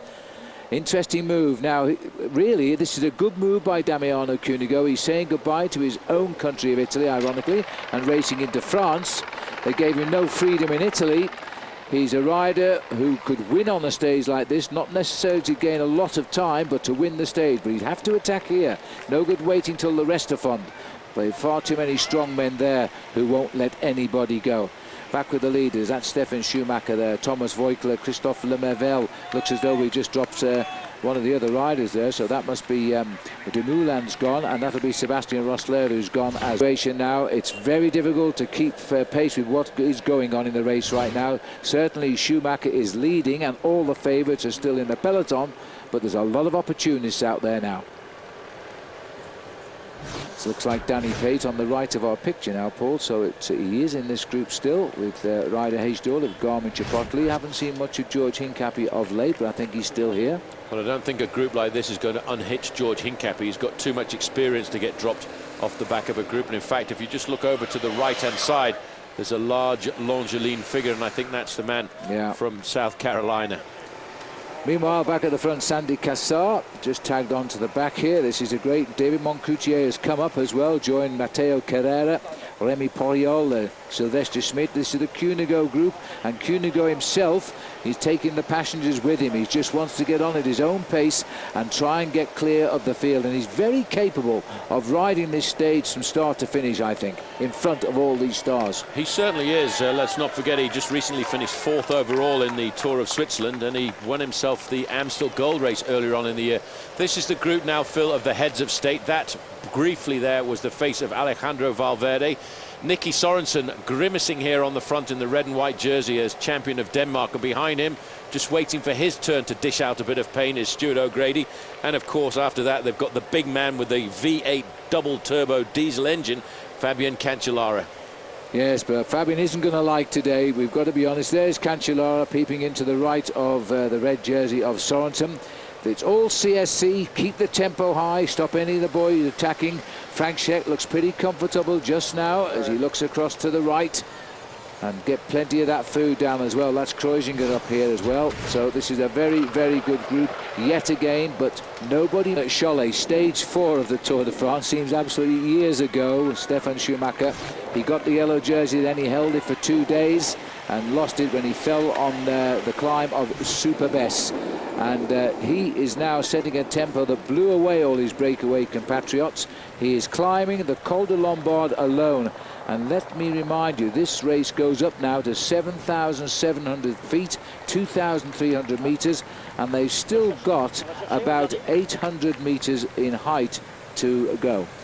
The impressive thing about being in a breakaway on a day like this in the mountains, if you're a good climber, there's not very many places where you can actually lose time. The whole spread to the Maillot-Jaun's group, though, is 7 minutes and 14 seconds. So, in fact, Schumacher, despite the apparent great riding from this group here, Paul, is moving ahead.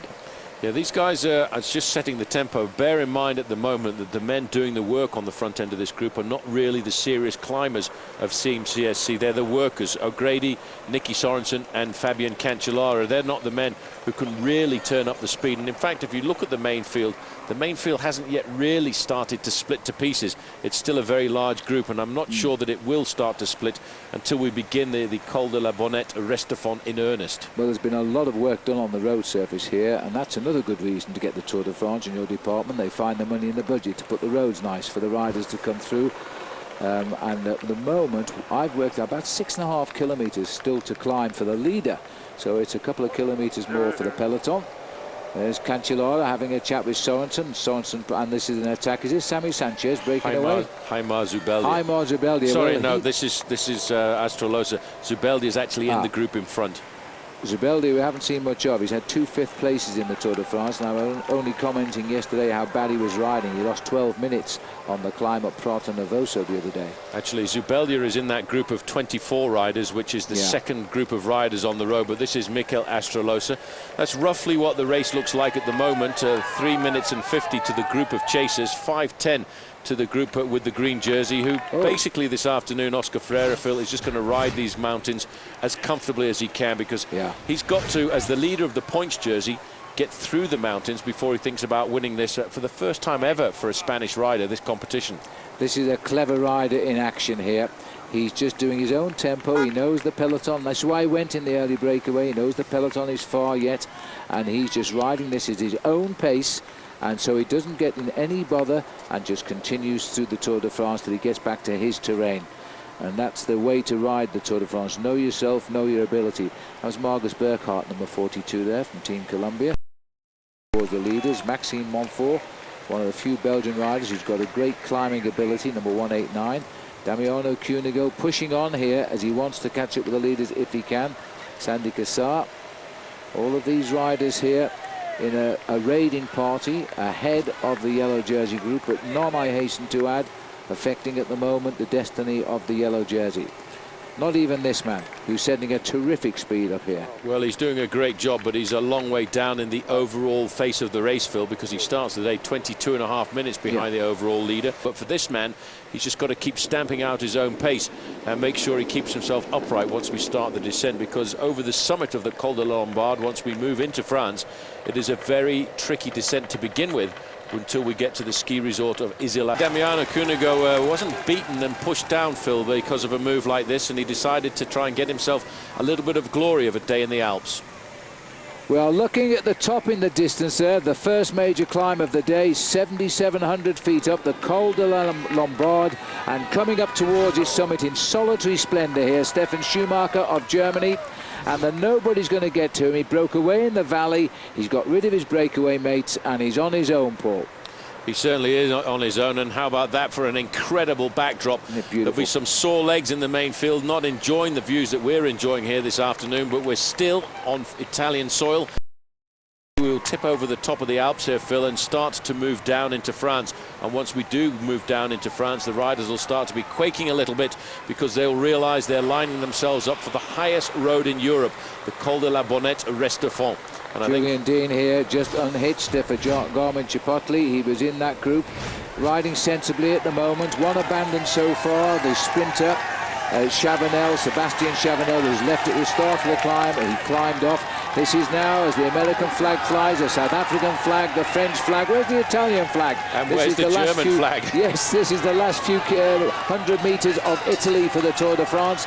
Over the top is the border, and Stefan Schumacher is really inspired now as he dances to the top of the Col de Lombard.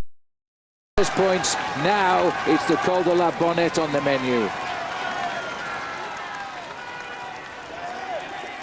Well, that is a tremendous sight there, as we see over the top Stefan Schumacher forgetting his memories when he was yellow jersey and lying in the road at the top of Superbest. He's climbed over the top of the Col de la Lombard. 47 the gap, Paul. I thought I heard the radio say Schumacher was, Voigtler was second over the summit, but we didn't see him go because our cameras really are totally committed right down the mountain. Damage being done, but again we're treated to 2 Tours de France right now. The man out front who wants to win the stage, and the yellow jersey group where 6 of them can win the race. Jaroslav Popovic, he's just setting the tempo as if he had Cadel Evans on his wheel here this afternoon, because I think all of these riders, Phil, in this group, they know we are setting ourselves up for a massive battle on the Col de la Bonnette Restefond. There you can see Popovic leading that group of 22 riders over the summit, and not very far behind, at around about 30 to 40 seconds, is the group containing Damiano Cunego. This is Cunego's group here. Just to explain why we can't have a camera on every group in the main field in the race here this afternoon, we normally only have 3 motorbike cameras out on the course and the possibility of a 4th spare one. So when the race splits up, as it does in the mountains, it's pretty difficult to keep in with every facet of the race. We need our helicopter desperately. Well, it's Luna Mervel who went over in 2nd place, but again, we didn't see him. He was the only man other than Schumacher to survive of the front 5 runners. Schumacher on his own, he shed the 4. Le Mervel survived. Jaroslav Popovic will have crossed the mountain in 3rd place. Now's the part when you've got to get yourself into a rhythm. Schumacher now has gone through the technical part of the stop of this climb, Phil, and you can just see the rooftops here. Well, this is the ski resort of Isola 2000, and for this man now, he will get to the slightly easier and faster part of the course. He's getting himself into a rather strange aerodynamic position here, and what he's doing here, he's trying to make his body almost like a knife at the front to make himself and get himself into that ski-like tuck position. So we're now on French roads in the Département d'Alpes-Maritimes, as the riders now are all making their way down into the valley below, and then they will climb out. They've just topped 7,700 feet. They will climb back to 9,200 feet. And a little statistic for you there: the ascent of the Col de la Lombard took 58 minutes, 1 hour going uphill. Ascent, yeah. That's quite a long time, isn't it? And that's by these guys. I'll be out there for 1 kilometre to go for the peloton, which contains the Maillot Jaune and the top 6 in the Tour de France for sure. Others too. Kim Kirken, by the way, of Team Columbia, he is in this group. He had really bad luck as he climbed up the Prato Novoso. You remember the Luxembourger led the Tour de France in the opening week. He broke a spoke, no team car near him. So he's very confident today he can climb up with the front runners. I'm certain that he can, and as I've always said, there's a big difference, Phil, between the Alpine climbs and the climbs in the Pyrenees, and some riders feel much more comfortable on the different gradients. Here O'Grady looks very comfortable. He's riding in his own pain sphere there. He's just stamping out the pedals, because what he wants to do is set something up, because I'm sure that Team CSC are going to launch some kind of an attack, because even though they lead this race, they're in a rather strange position that as the leaders, they've got to still attack the race. They've still got to get more time if they want to beat Cadel Evans, or if they want to beat Denny Menchov before the final time tracking sometimes. Peloton has breasted the top at 9 minutes 22 seconds at the moment. There's Julian Dean in the black and white. He'll be feeling pretty proud of his achievement right now. He's looking for a racing caper, because the riders know the descent is chilly. Believe it or not, up here it's only 5 degrees Celsius. Down in the valley it's 22. Well, you're looking at just above freezing, maybe 40 degrees Fahrenheit, but it's even colder than that, Phil, with the chill factor of going downhill at around about 60 miles an hour. So they'll be up with the newspapers and the racing capes and down on the bike. So this is Stefan Schumacher, the master of the descending, which is another great skill required in the Tour de France now, because time can be gained or indeed lost on the way down. But I hope the brakes work when you get to a bend like that. It doesn't see the air too many times in the year, because snow will be here by the end of October. We are descending now the Col de la Lombard. It is a technical descent, this, and they are flying down. As I said before, going up is important, of course it is, but if you do lose time, then going down is absolutely imperative. So just take a look at this. This is what happens if you don't descend too well. Remember this man? His name is Oscar Pereiro. Tried to take lunch and then forgot to go round the corner. we all laughed because he came back and there was no problem. But yesterday, this was bad. 2 days ago, he slipped on the Col d'Angel and he cut off the corner, fell from top to bottom. And in fact, all he did was break his elbow, thank heavens. This was this year's Tour de Suisse, and that is Frank Schleck. And believe it or not, he fell 12 metres, but they brought him back up and put him back in the race, and all he got was a bruised rib. In fact, he showed us his ribs a few days later when we were in Switzerland there, and now he's leading the Tour de France. And this one is Johan Bruneel. And my heart stopped when that happened, because I saw that rider disappear completely, and I thought he'd gone right down the valley below. He came back, he said nothing to anybody, where's my bike? And he got back on it and just continued like nothing had happened. So that's what happens, and we hope we don't see those crashes, of course, but when nothing happens to the riders, then we do think they're worth showing again.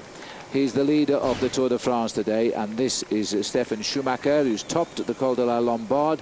He will continue for a while yet, the long descent to the valley. Actually, he's still accelerating. He's descending extremely well. He's pushing his lead up to 10 minutes, you know. There is an outside chance he might ride this stage on his own to the finish. Paul thinks he's going to win, and he doesn't usually predict any of these front guys ever win anything, but well, it's he might be right, Paul. It's easier on a mountain stage, believe it or not, to survive as a low man. Good form, and you can climb well, because he won't lose any time at all, Phil, on the descent part of this course. He's going downhill as fast as they are, and in fact he doesn't use an awful lot of energy. If he had 40 kilometers of flatland, I would possibly vote against him winning the stage, but it's basically downhill into Isola, around about 10 or 15 kilometers along a bit of a valley road, and then it's straight back uphill again. Once he summits the Col de la Bonnette-Restefond, it's 20 kilometers line. Well, in all the confusion, we thought Voigtler was in there somewhere on the way up. We haven't seen hide nor hair of him. Schumacher went over the top of the Col de Lombard first. Lemavelle was second. Voigtler then went... Don't know where he is, as always, but he's somewhere up there. Then it was Jaroslav Popovic led over the chase group of some 22 riders. The peloton went over 9 minutes 22 seconds back, and currently they're even further down on that, about 9:35 now, and this is the peloton, and all looking after Frank Schleck. What we haven't seen today, Paul, is any of the other contenders near Schleck. They've just left him up there by himself. Well, I've been looking up and down the main field to see where Cadel Evans has been riding on a day like this, Phil, because he's been, for the last 10 days or so, since we came out of the Pyrenees, always up at the front end of the main field. But he's been easy to spot because of the yellow jersey on his shoulders. Now that he's gone back to his Silence Lotto jersey, you're having a hard time trying to pick him out in the main pack, but he's certainly not riding in the wheel of Schleck. No, interesting. Very interesting. Menchef, he's down there, they're all down there, and there's Oscar Freire got in. You see what a crafty rider he is. Well, don't forget, if you can't watch all the live coverage with us, you can catch it all in the evenings, the Enhanced Primetime Show. Let's find out what's in the show with Craig. Johan wasn't watching that picture we just showed you of him falling off the mountainside. Bring back some memories, I'm sure, about that.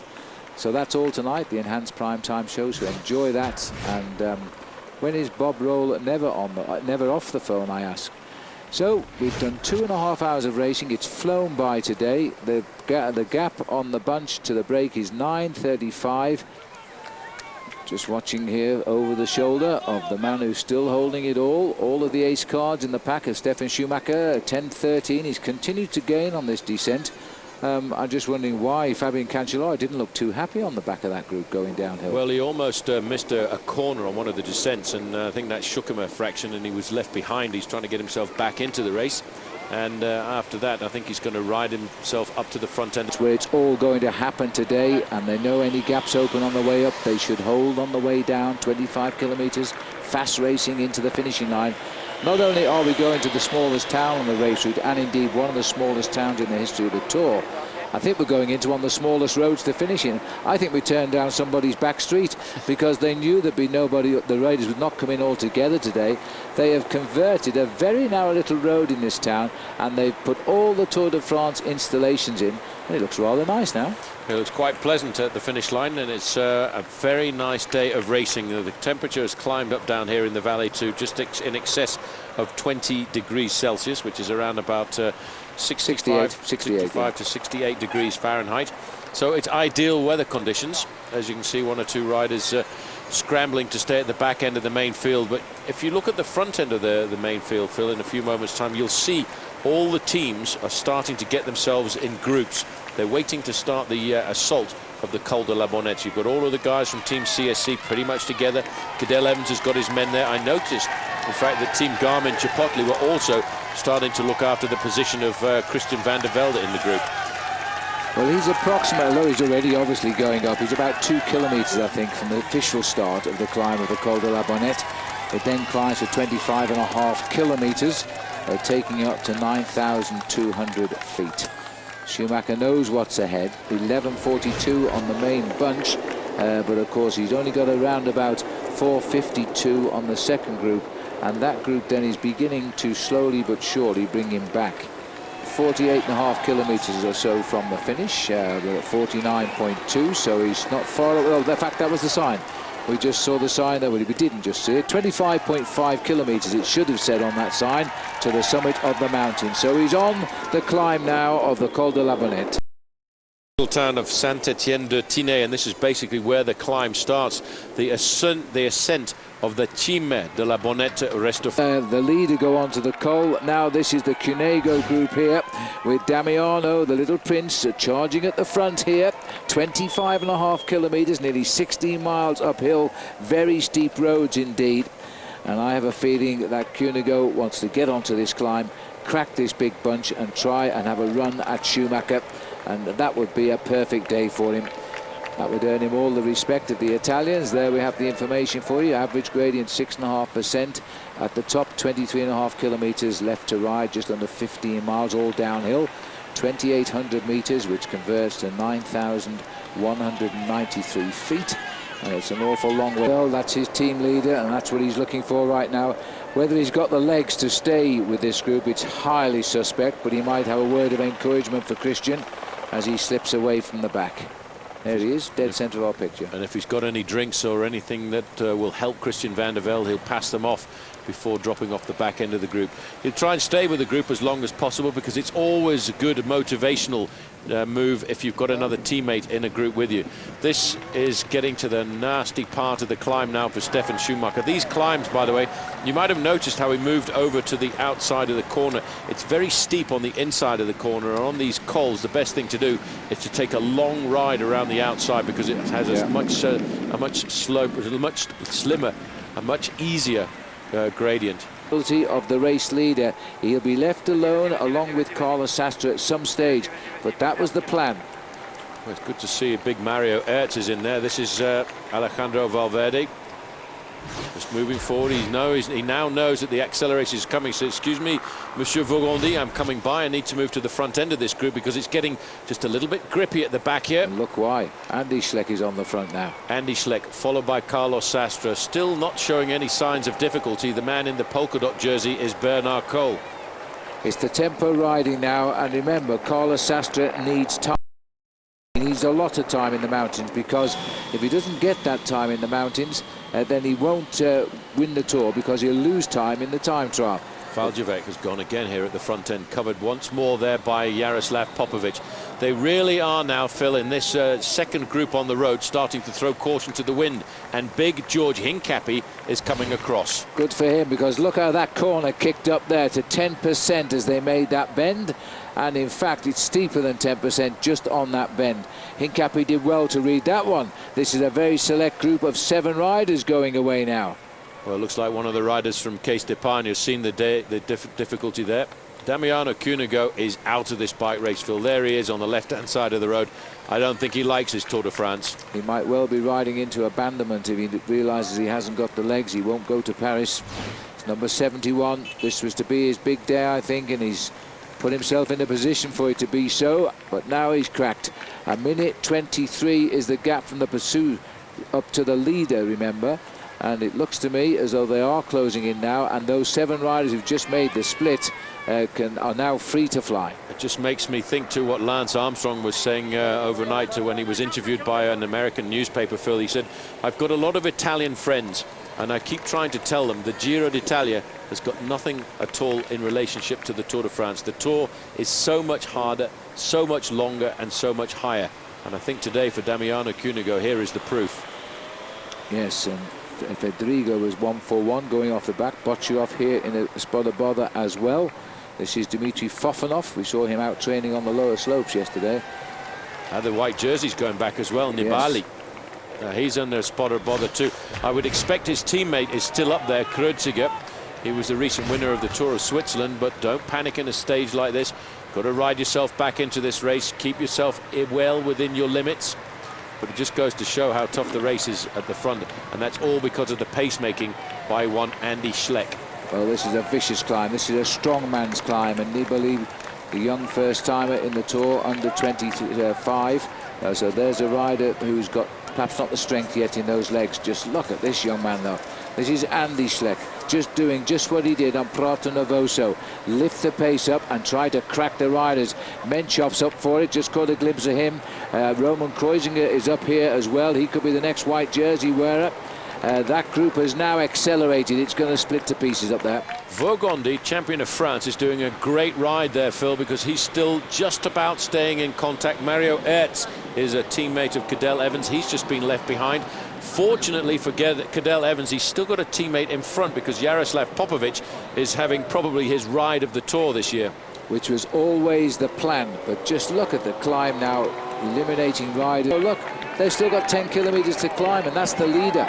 This is the second group on the road here. There's big George Hincapie. He's ridden across to this gap. There's Valjavec, and I think it was Sitsu. Popovic looks imperial here this afternoon. He's found his legs, the legs that won him a stage into Carcassonne a couple of years ago, the legs which have really made him a strong man in the team of Lance Armstrong. He's still casual up there. Casually being chased by his former team.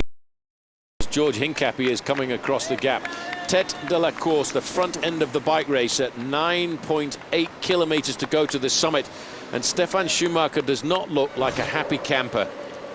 Well, he's 6 minutes up on the yellow jersey group. We're looking here now at the select group, which is slowly being whittled down. And I'm just looking there, that's Danny Pate, I think, who's just been detached from the group, and we need to go up to the lead group now to find out just who is left in this. There is the yellow jersey in the Tour de France, riding just 2 riders back from his brother Andy, who is setting a tempo which is breaking the peloton up. Just looking back, there's Menchov. The big names are all here, but I tell you what, it's now starting to crack. Well, just look at this now, 5:55, the tempo is on here. George Hincapie's hanging on in there somewhere, but this is becoming a very select. There over on the right-hand side, in the mainly red and black jersey, is Cadel Evans. He's looking a lot more comfortable today than he was a few days ago.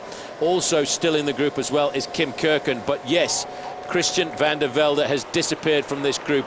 Now, he can survive, he can recuperate and try and find his own rhythm to come back into this group, or he can make a rip-roaring descent over the top. But at 10 kilometers to go, Phil, it's a long way.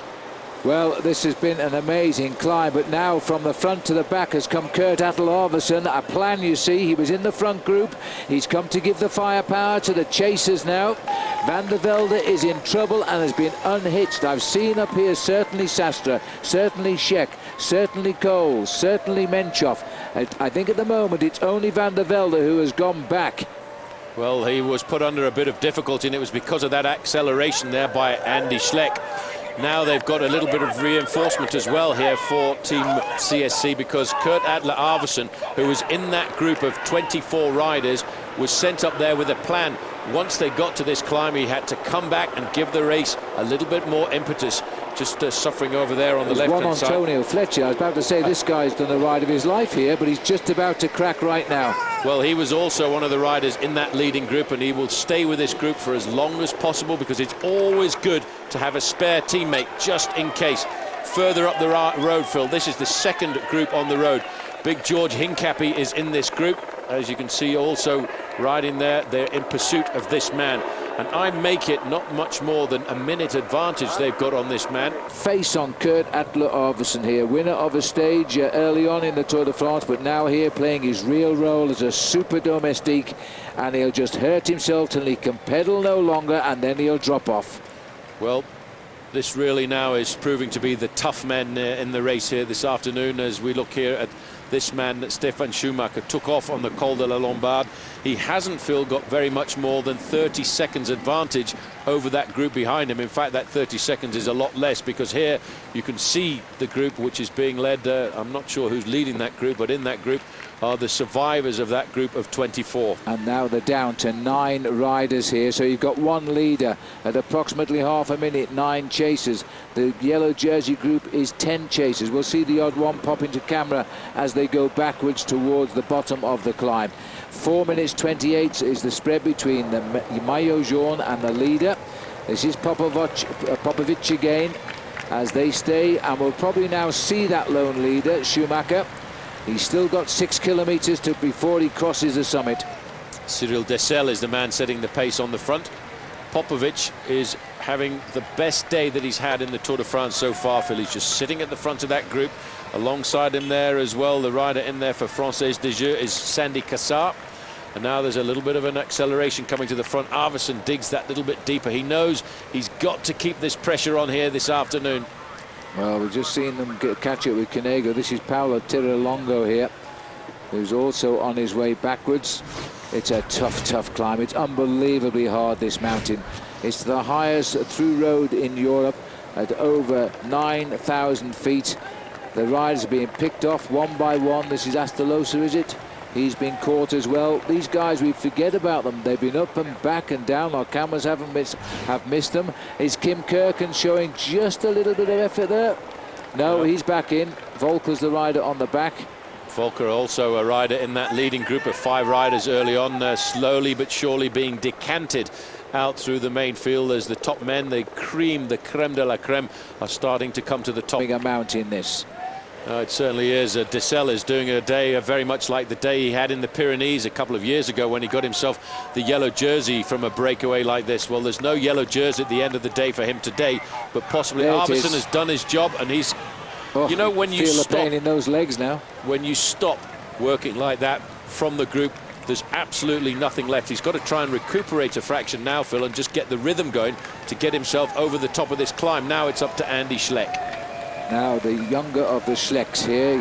First a visit to the Tour of Italy. He finished second and best young rider, of course. There he is now. Now it's the young Andy for the 2 leaders of teams. It's taken a while to eliminate everybody from this squad, but now it's him as the pacemaker. And you've got Frank Schleck and Carlos Sastre to fly the flag for the team. And they are sat right there. And they could not be in a strong head of him on the overall, so he's not climbing up the overall classification. Although, sadly, Christian van der Velde has been dropped at the moment, and we don't know his exact location. Well, they're not far away from catching Stefan Schumacher, and the question is, Phil, has he got the legs left there to stay with the group and accompany them up to the summit of this climb? 27.2 kilometers, that's where the race distance is. We crest the top at 23.5. 18 seconds. They're slowly but surely clawing in Schumacher. There he is. Well, I'll tell you what, there they are. He's doing a great ride, because he's not succumbing at all to the effort that he's put in over the Col de la Lombard and over the majority of this Col de la Bonnette. And he's still riding along, and he's giving them a hard time to actually pull in that final 15 or 20 seconds. It's less than 4 kilometers to the top, so I'm delighted to say the computer was wrong again. He predicted the catch at 4, but they're going to catch him at 3 by the look of it to the summit here. And they are coming slowly but surely. They'll be fighting out there for first place. And I have to say, I know a lot of people in South Africa will be on the edge of the seat, but right in this group is the youngest cyclist in the race from South Africa. He was brought up in Port Elizabeth, John Lee Augustin. And you know, wouldn't surprise me, Paul, if he's got the legs to try and lead this group. Well, he really is. There he is riding in the red off to the right. Team Barlow World just over to the right-hand side. He's a young kid at 21 years of age, and it's a big shock to come to a race like the Tour de France, because it is bigger and more powerful than anything else he's ever been to in his career. And he's more than surviving it. Now there is the man who's got the lead in the King of the Mountains. I'm back with the yellow jersey group here. Again, the pressure is on once more. But so far, and I'm very sad to say it, the only casualty seems to be Christian van der Velde. He's going to have to make a great descent and claw back a bit of time so he can get back and survive to fight Valerio Piva. as he was saying. The last 5 are a little bit easier, but I'll tell you what, it's no easier in this bunch right now because the attacks have started here. We've just seen Alejandro Valverde try an acceleration, and they've put him right back in his place in that line. 9 riders here. We've had a couple of tentatives. They're the lineup: Cadel Evans, Carlos Sastre, Adrian Frank Schleck, Samuel Sanchez, Alejandro Valverde, Kim Kirk and Bernard Cole and Denis Menchov. All the big names of the Tour de France are right in front of our camera, except sadly Christian van der Velde. Well, van der Velde has just got to keep himself within his own limit to make sure he doesn't ride too crazily. Now this is Jens Voigt. Now this could change the whole of the front end of this main field. What's Look he at him. Do? He's got There's bottles sticking out of his shirt. Here's a bottle. You want this? No. Do you want one? No. I've got water here. I've got glucose drinks. There you go. What a man Jens Voigt is. He was in the breakaway earlier on. He's now back in the group. That's incredible. He's got all those bottles from the car. He's fallen back from the breakaway, looked after his mates, and now he's probably going to ride down and off the back of the line because his day's work is done. Frank Schleck is not looking in any form of distress at all. If anything, Carlos Sastre is looking a little less happy. They're going under the 25 kilometres to go banner now, which leaves them a couple of kilometres to the top. Well, it leaves them about 4 kilometres to the top. This is the group that contains George Hincapie. Here's Konstantin Sitsu. There's John-Lee Augustin of Team Barlow World, 21 years of age. Tour de France this year. We're into the section now, which is only 5%, so it's quite a shallow ascent, but it goes up to 8% again towards the end of the climb.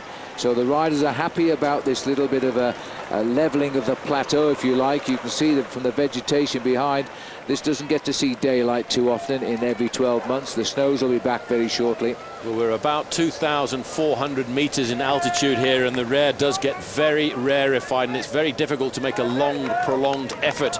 And if you want to try and make that effort and recuperate from it, it's a very difficult thing to do. But if they want to put the men behind them into difficulty, the riders from Team CSC, the Carlos Sastre and the riders like Andy Schleck have got to start accelerating, Phil, as they did on Prato Nervoso, because Menchov and Cadel Evans have a hard time responding to that change in pace.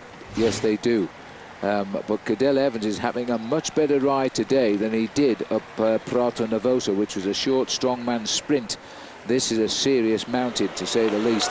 And so Cadel is going to feel very happy inside with the way life is right now. Maxime Montfort has cracked, and so too there has Sylvain Chavanel.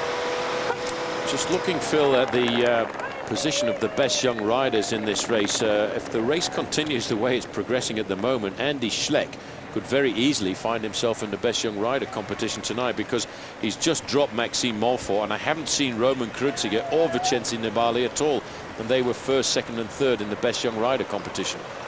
Well, the mountain makes the difference. That's absolutely right. 3:39 is his deficit in the best young rider competition. He might well have that already over Nibali. And talking of Nibali, I haven't seen Kreuziger most of the day either, so he must be back in the group somewhere. But this is Cyril Dessel finding his best form in the Tour de France since he led it for a day a couple of years ago. He's done a lot of the pacemaking here, but nobody has launched an attack, and that makes it, to me, advantage Evans, because if they don't get any time on Cadel on these mountain roads, he will do the fastest time trial. Every possibility, because it's still a little way to climb, about 3 kilometers to go.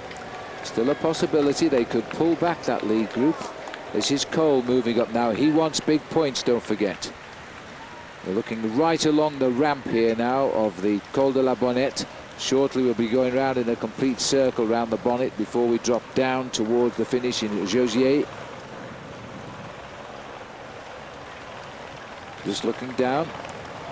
As we close in on the chase group here, there is the yellow jersey in 4th place on the wheel of Bernard Cole. Jens Voigt, who dropped back from the front group, he's now become the workhorse for CSC, and Andy Schleck just behind. The only casualty here, the top 6 overall, is still Christian van der Velde. Everybody else is locked in this very elite group, and this group itself 2 minutes 9 seconds behind the leaders. And still no face, no show of any emotion on the face of Andy Schleck here. Jens Voigt doing a phenomenal job. A few moments ago, Phil, I thought he was going to get dropped from this group, but he fought his way back up, crawled his way back up, and the reason he's battling on the front is because of the wind. They're climbing this mountain, Phil, into a very heavy headwind, which is coming straight over the top of the Col de la Bonnette and into the face of the riders. Kim Kirken, number 41, he led the race in the opening week for Team Columbia. He's had a little bit of problems at times, but basically he's very much hung on here. The other rider is Samuel Sanchez in the orange jersey. They're the kind of intruders of the battle for the final title here, I think. The one-man damaged is Christian van der Velde. He's been dropped. He's got to hang on and try to not lose too much time on this group. It is now 1 kilometre to the summit for the leaders, and that young man, John Lee Augustin, the youngest cyclist in the race in his first tour from South Africa, has gone up there in third wheel at the moment. I think the organisation is that here we have such a big group of cyclists coming up towards the summit of the biggest climb in the Tour de France, and equally so about the second group on the road at just over those 2 minutes. The big push here by Cyril Dessel. This is a beast of a climb, and there's hardly any vegetation up here at all. It really is quite remarkable. This group here, you can see the wind, and there you can see on the other side is the road, Phil, and that is why this road gets its nickname, the Bonnet, because the road curves its way around. There's a move there from John Lee Augustin. Oh my goodness me, South Africa will be on the seats now, because this is the man from Port Elizabeth, and he's obviously feeling extremely confident. There's no reaction from those boys behind. He is going to top the highest climb in the Tour de France, the youngest rider. You'd have got 1,000,000 to 1 on that, Paul. You certainly would. That was a great acceleration by that young man, but I tell you what, he's opening up a gap, and the reason there's no response, Phil, is because nobody can respond. They can't respond, right. Everyone is right on the edge of their limit in the race here at the moment, and John Lee Augustin is looking to get himself maximum points over the summit here. He looks over his shoulder, he's got to concentrate. It's a long ride down to the finish, though. Yes, but it is downhill, but of course they will descend like demons after him, and George Hincap is a great descender. But we are being sped out across the mountain now as they try to lift the speed here to catch John Lee Augustin as they struggle up the climb here. Now look how narrow this road is. The snow markers on the right of the track here. Augustin's made the move. What he has done is completely shatter that leading group. He's got 4 riders trying to bring him back here, and he's got 1/3 of a kilometre to be the first man over this mountain. Well, that's what he's thinking about. Look at the way he's bouncing on those pedals. He still looks quite fresh. He's still fairly supple as well. He's looking over his shoulder now to see what kind of damage he's done. He is now, Phil, about 200 metres away from the highest road in Europe, and that is quite phenomenal. He's a young rider, just 21 years of age at the start of the Tour, and he is the youngest bike rider in the Tour de France this year. He celebrates his 22nd birthday on the 10th of August this year, and this would be far and away his greatest ever performance. Bala World gave him a chance in a big team. He was on the list to ride the Tour last year, but he never made the final cut. He made it this year, and now he's about to top the highest point of this year's Tour de France. There is a reaction, but it's going to take. These boys are so tired now, it's unbelievable. This is really, Phil, at this point just a question of survival. You get a chance there to see how steep this climb is. He's looking, he's tilting his head to one side as if to look around the corner and see where is the summit of this climb. Please let it finish, and please let the 20-minute or so descent down to the finish line come to me very quickly indeed. He turned professional last year for Bala World. He's never won a race as a pro, but he's offered an awful lot. He finished second in the Tour of Japan. That more or less got him his pro contract in 2006. He's been well up in the national championships as a youngster, but he's over the top now, and he's heading towards the valley below, and it is a long way to the valley below. We really are on top of the world here. This is the highest through road in Europe. 2,800 metres, 9,300 feet. Hincapie is the next rider to go around the corner there. Hincapie knows extremely well how to go downhill fast, and he will be dreaming about making the contact on the descent if he can. Here's the yellow jersey group, and in fact the yellow jersey group are eating their way up to the group behind. Jens Voigt has been dropped by that group. Yes, they're starting to pick the way through riders who are coming back now. Voigt might get back on the descent, though. This is Andy Schleck back in the driving seat. The Maillot Jaune just behind. That's his brother Frank. Cadel Evans over to the left, never looked in trouble. Neither is Bernard Cole. These guys are so equal in ability now. It is going to be down to the best team wins the Tour. That's what it looks like just now. Well, it certainly does. Here is Kim Valverde's Kirken. cracking. Well, he's not cracked by very much, Phil, because the finish at the top of the climb is not too far around the corner. Kim Kirken is starting to crack as well, but I think Valverde's got the ability to get himself back into this race on the descent. Cole now moving up there. It's not too much of a worry for him, the points that are left available at the top of the climb here, Phil, because there are certainly not very many left. They're getting better, though. That was another rider, Schmidt, who's come back from the lead group. Here is Valverde here. The last few desperate moments here. He doesn't want to lose too much. He will catch it back on the descent. Although he's behind the motorbike, I doubt it's helping very much right now. Everybody's 110% committed. This is Andy Schleck. It is so steep. This is the 8% bit now as they lead up to the finish. They won't fight Cole for the points. Cadel Evans there grimacing, sitting on the wheel of Menchov. He's got to feel inside so happy. This has gone so well for him. This has gone very well for Cadel Evans this afternoon, and Denny Menchov too. There they are over the summit of the climb. Andy Schleck taking a piece of newspaper on board there to put in front of his jersey, Phil. That is to stop the cold getting onto his chest on the descent. And Valverde's over at around about 15 seconds. Well, this is every man for himself yet again now, but it's on the way downhill this time. Well, 2 minutes and 4 seconds the gap. I think Valverde did a pretty good ride there, Phil, because if you had asked me if Valverde was going to survive this big mountain stage this afternoon after his performance in the Pyrenees, I would have said a very definite no. But here he is, and he's about to join Kim Kirken. Kirken also surviving. Bernard Cole leading the descent now. This is a very difficult and dangerous descent, and you have to be very careful. And in fact, I think the yellow jersey needs to be very careful there, because Cadel Evans is in front of him. Well, this is going to be, and Cadel Evans can descend a mountain, so this is going to be a very interesting race. Races are won and lost way down as well as the way up. It looks like they're coming back up to John Lee here. He's going to feel so happy tonight. He's conquered the highest mountain of this year's Tour de France, the youngest man in the race. He'll be on the front pages of the newspapers tomorrow for that. Well, it looks like Arroyo was coming back up there as well for Case d'Epargne. Jaroslav Popovic has made the junction as well, so there's now 5 riders at the front of the race. Well, as we're seeing the riders come through again now, it's again once more. Can these riders regroup on the descent? It looks though John Lee Augustin has got himself company on the way down. It's going to be a very fast descent. Don't forget, enjoy the Saab flight to the finish. Oh, there's been a crash there, my goodness me. That was a horrible fall there, and that is John Lee Augustin, I think, has gone down the mountain. Oh. Well, this is John Lee, who's gone a long way down. He looks okay. His bike is even further down the mountain here. He just didn't see the sighting of that corner at all. And his bike, I think, is also broken there. The help is on its way. Well, from the 1 minute of being on top of the world, Paul, he's gone off on the steepest part of the drop here. His bike has gone way down there. But being from on top of the world, winning the climb, he must have just lost his eye on that corner and has gone. So he looks okay, amazingly, but he's getting back. Well, he's got to get himself back into this bike race here this afternoon, Phil. That really was unbelievable. And what happened, I think, was he was going into the corner just a little bit too quickly, and he wasn't able to correct it, and there's nothing he can do that.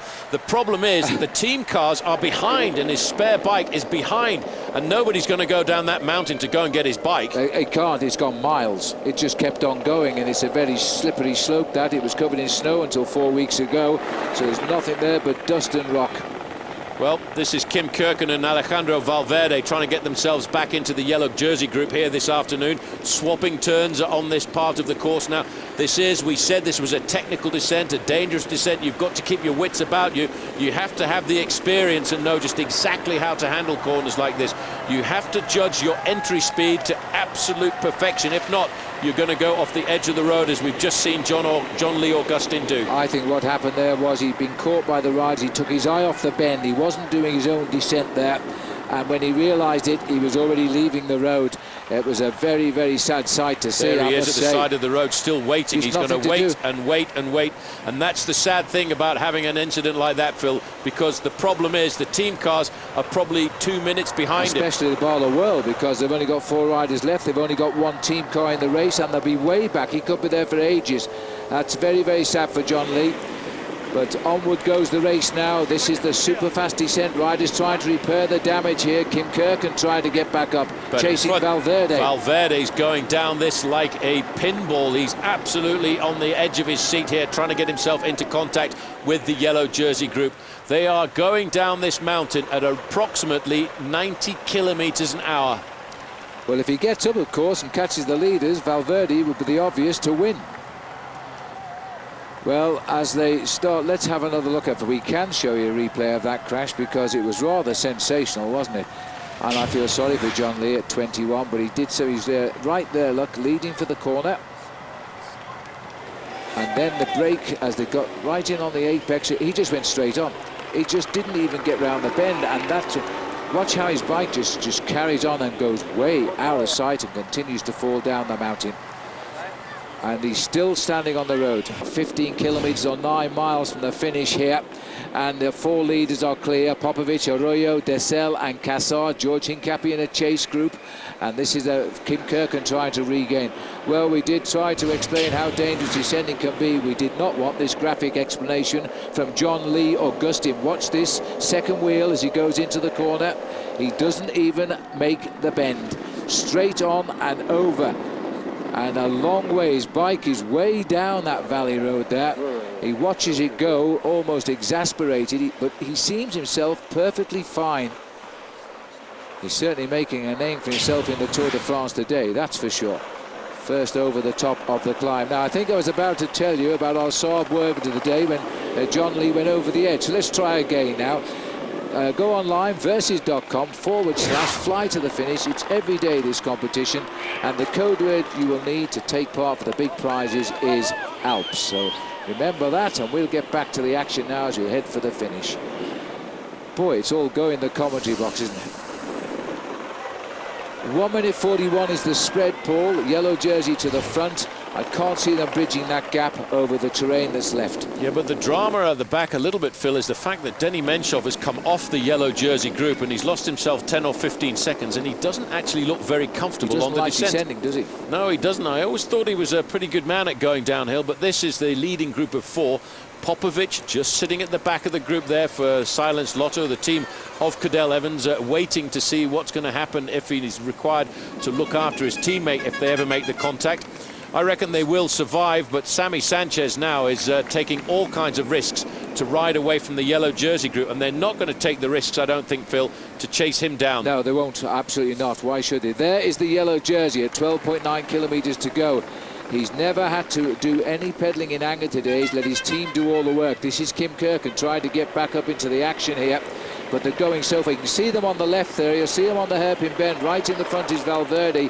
He's just about holding him in sight, Kim Kirken, so he's going down very, very well here. There, in fact, is Denny Menchov, who's in front of Kim Kirken. He's the rider from Rabobank, just on the front, going around the corner. And as you can see, Phil, he is trying to take a lot of risks to get himself back into the yellow jersey. He is really struggling with this descent as we go back to the 4 leaders. The 4 leaders, lest you forget, there they are: Jaroslav Popovic, David Arroyo, Cyril Dessel, Sandy Cassar. They could be sharing out a most spectacular stage of the Tour de France today, and it might go the way of Cadel Evans if his teammate Popovic wins it downtown in Josier. 12 kilometers to go, virtually all downhill. They've got to close time gaps now because the finish will come too quickly. The finish will come approximately at speeds like this. The finish will come in around about 12 minutes. This is Popovic just on the back of the group, but on the front of the yellow jersey group, it's Cadel Evans is making the majority, Phil, of the pacemaking, and the reason for him doing that is because there's one man he's scared of in this bike race, and his name is Denny Menchov. He sees Denny Menchov as the big danger. 10 or 15 seconds grab today could be 10 or 15 seconds, which is very important in the individual time trial. At 11.5 kilometers to go, we've witnessed a sensational crash to the man that went over the top first, John Lee Augustin. As far as we know, he's still standing at the roadside. His bike has gone into the valley, and he's waiting for somebody to give him a new one to finish the day on the Tour de France. These are the leading 4 riders. The yellow jersey group is strengthening again here, just going down towards the finish to live to fight another day. The leaders are under the 10 kilometres to go banner, which would account for the slight discrepancy in the mileage today, I think. Well, a quick crackle on Race Radio says that Denny Menchov is currently 8 seconds behind the group of the yellow jersey, which is being led on the descent by Cadel Evans. Now, we all know Cadel Evans' ability to go downhill fast. After all, he was the World Cup winner in the mountain bike a number of years ago before he decided to dedicate himself to the road side of the sport. He can descend. He's at home in the mountains now, and this any second gain now, there is Sammy Sanchez there, but any seconds gained here might decide the Tour de France in the other's favour. Schleck is down in that group. This looks to me as though it is Valverde coming around. That is Menchov. Yeah. Looked like a yellow jersey there. But he's getting back. He's getting back, but he's still at 8 seconds. Kim Kirken is having a hard time staying on his back wheel to stay in contact with him there as well, and he's taking all kinds of risks around these corners. That is the group of the yellow jersey. Cadel Evans, Andy Schleck, Carlos Sastre. They are all there, and they are all trying to prevent Denny Menchov making the junction on the descent. But Menchov must not give up. He's got the power to get himself back into this group, but it's the first time, Phil, we've seen any weakness in the big Russian. Well, it's not so much a weakness as perhaps a nervous situation. He's not happy with the way the road is winding down to the finish here, and it's costing him. It's not a question of not having the strength, but they found a weakness in him in as much that he can't go downhill. 9.5 kilometres left to go. The 4 leaders well spread out as well. Look at this. Watch out for Sandy Cassar. We saw him win last year. Remember, he hit a dog. He was the craftiest man in the running to the finish. He made his move when they were all looking the other way, and he won the stage. He's a very clever bike rider, that's for sure. This is the group now of the yellow jersey. They are at 1 minute and 50 seconds from the leaders. And in the middle, you've still got a group of 3 riders containing Nicolas Portal of Case d'Epargne, Hincapie of Team Columbia, and of course in there as well his teammate Konstantin Sivstov. This is Samuel Sanchez trying to rejoin the leaders. He's very, very close to doing so. The next man in our picture should be the descending Denny Menchov. He must be in that group back there. They are slowly trying to haul it back together again. Sadly, Christian van der Velde is the one we know nothing about. He was dropped on the way up the climb, and he is a very good descender, so he may have to work his heart out to get back into this race now. Sanchez, look at the way he's using the apex of the corner. He's using 100% of the width of the road there to make sure he doesn't lose any impetus or momentum around these corners. This is now once again the leading group. Cassar sitting. How he's going to outfox the men in this group. Popovic leading him around that corner there, followed again by Cyril Dessel. Dessel is having a fantastic season. He's a rider who, having worn the yellow jersey in the Tour a couple of years ago, Phil, had some illness, had some kind of sickness, which it took him around about 1.5 years to get over. But this year, he's really come back to the top of his game. Well, Popovic, who seems to be doing a lot of work here, now he's forced the other, Dessel, in fact, to go through and do a little bit of work, who's also been riding pretty strongly in the work rate. But Popovic might well be the man to take it out in the sprint. Cassar will try to go on his own. This is the group of Hincapie just coming back now as well, I think, and Hincapie looking to try and get himself back into the race. Well, they are riding in a group of 3. Nicolas Portal is the rider in front of him. Konstantin Sutsev is the Columbia rider in there with George. So they've got a 1-2 possibility here.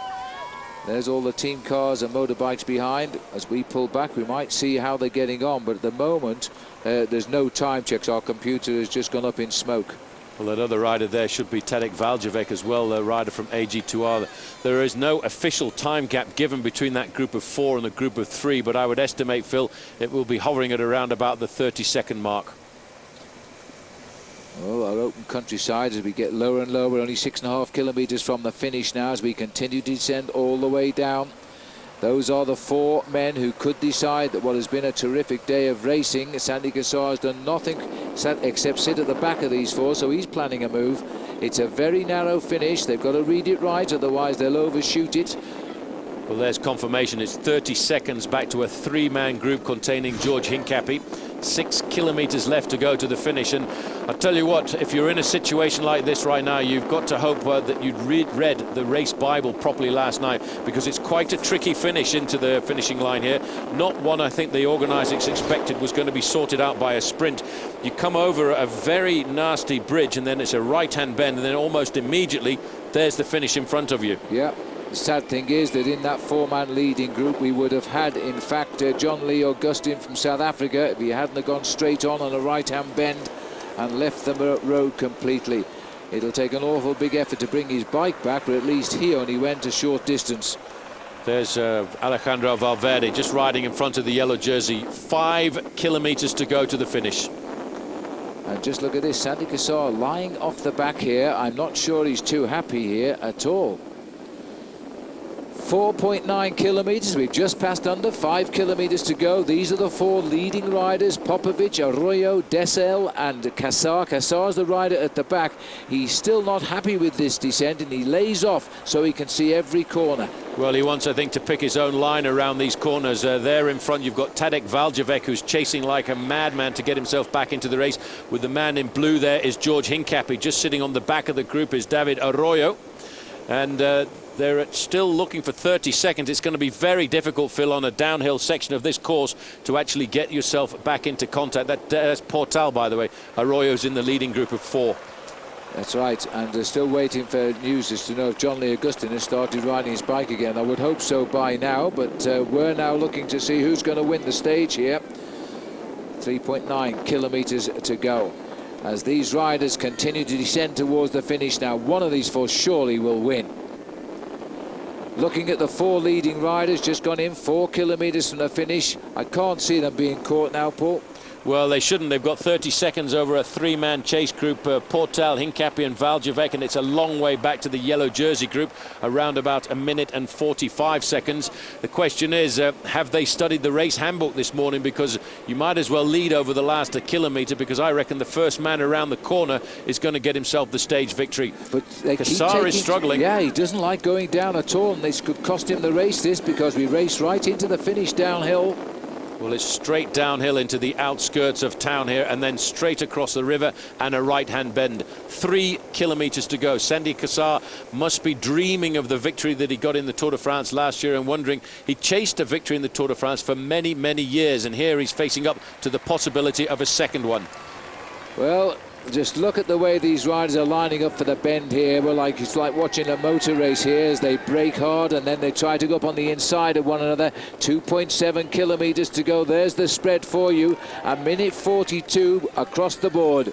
Well, I tell you what, these riders also know, Phil, that if they mess about in a situation like this and start to play the cat and mouse tactics and slow down, then George Hincapie's group will come back into contact, and they wouldn't want that, because Hincapie would then be the strongest sprinter in the front of the race. Currently, I would have to say my money would go to Jaroslav Popovic, but you can never discount the man sitting on the back, and although he looks like he's been struggling, I'm absolutely certain that Sandy Cassar is itching to win this bike race this afternoon. He is, and that's why he's trying to hang on, and he might change his attitude if he can just get to see the finishing line here. But the way they are going out, another tight bend. Cassar taking a little bit closer order there as he tries to hold on to the whip end. Cyril Dessel is the worker at the front. Another one is a French sandwich at the moment, and they've got the other riders in between, the rider from Ukraine and the rider from Spain.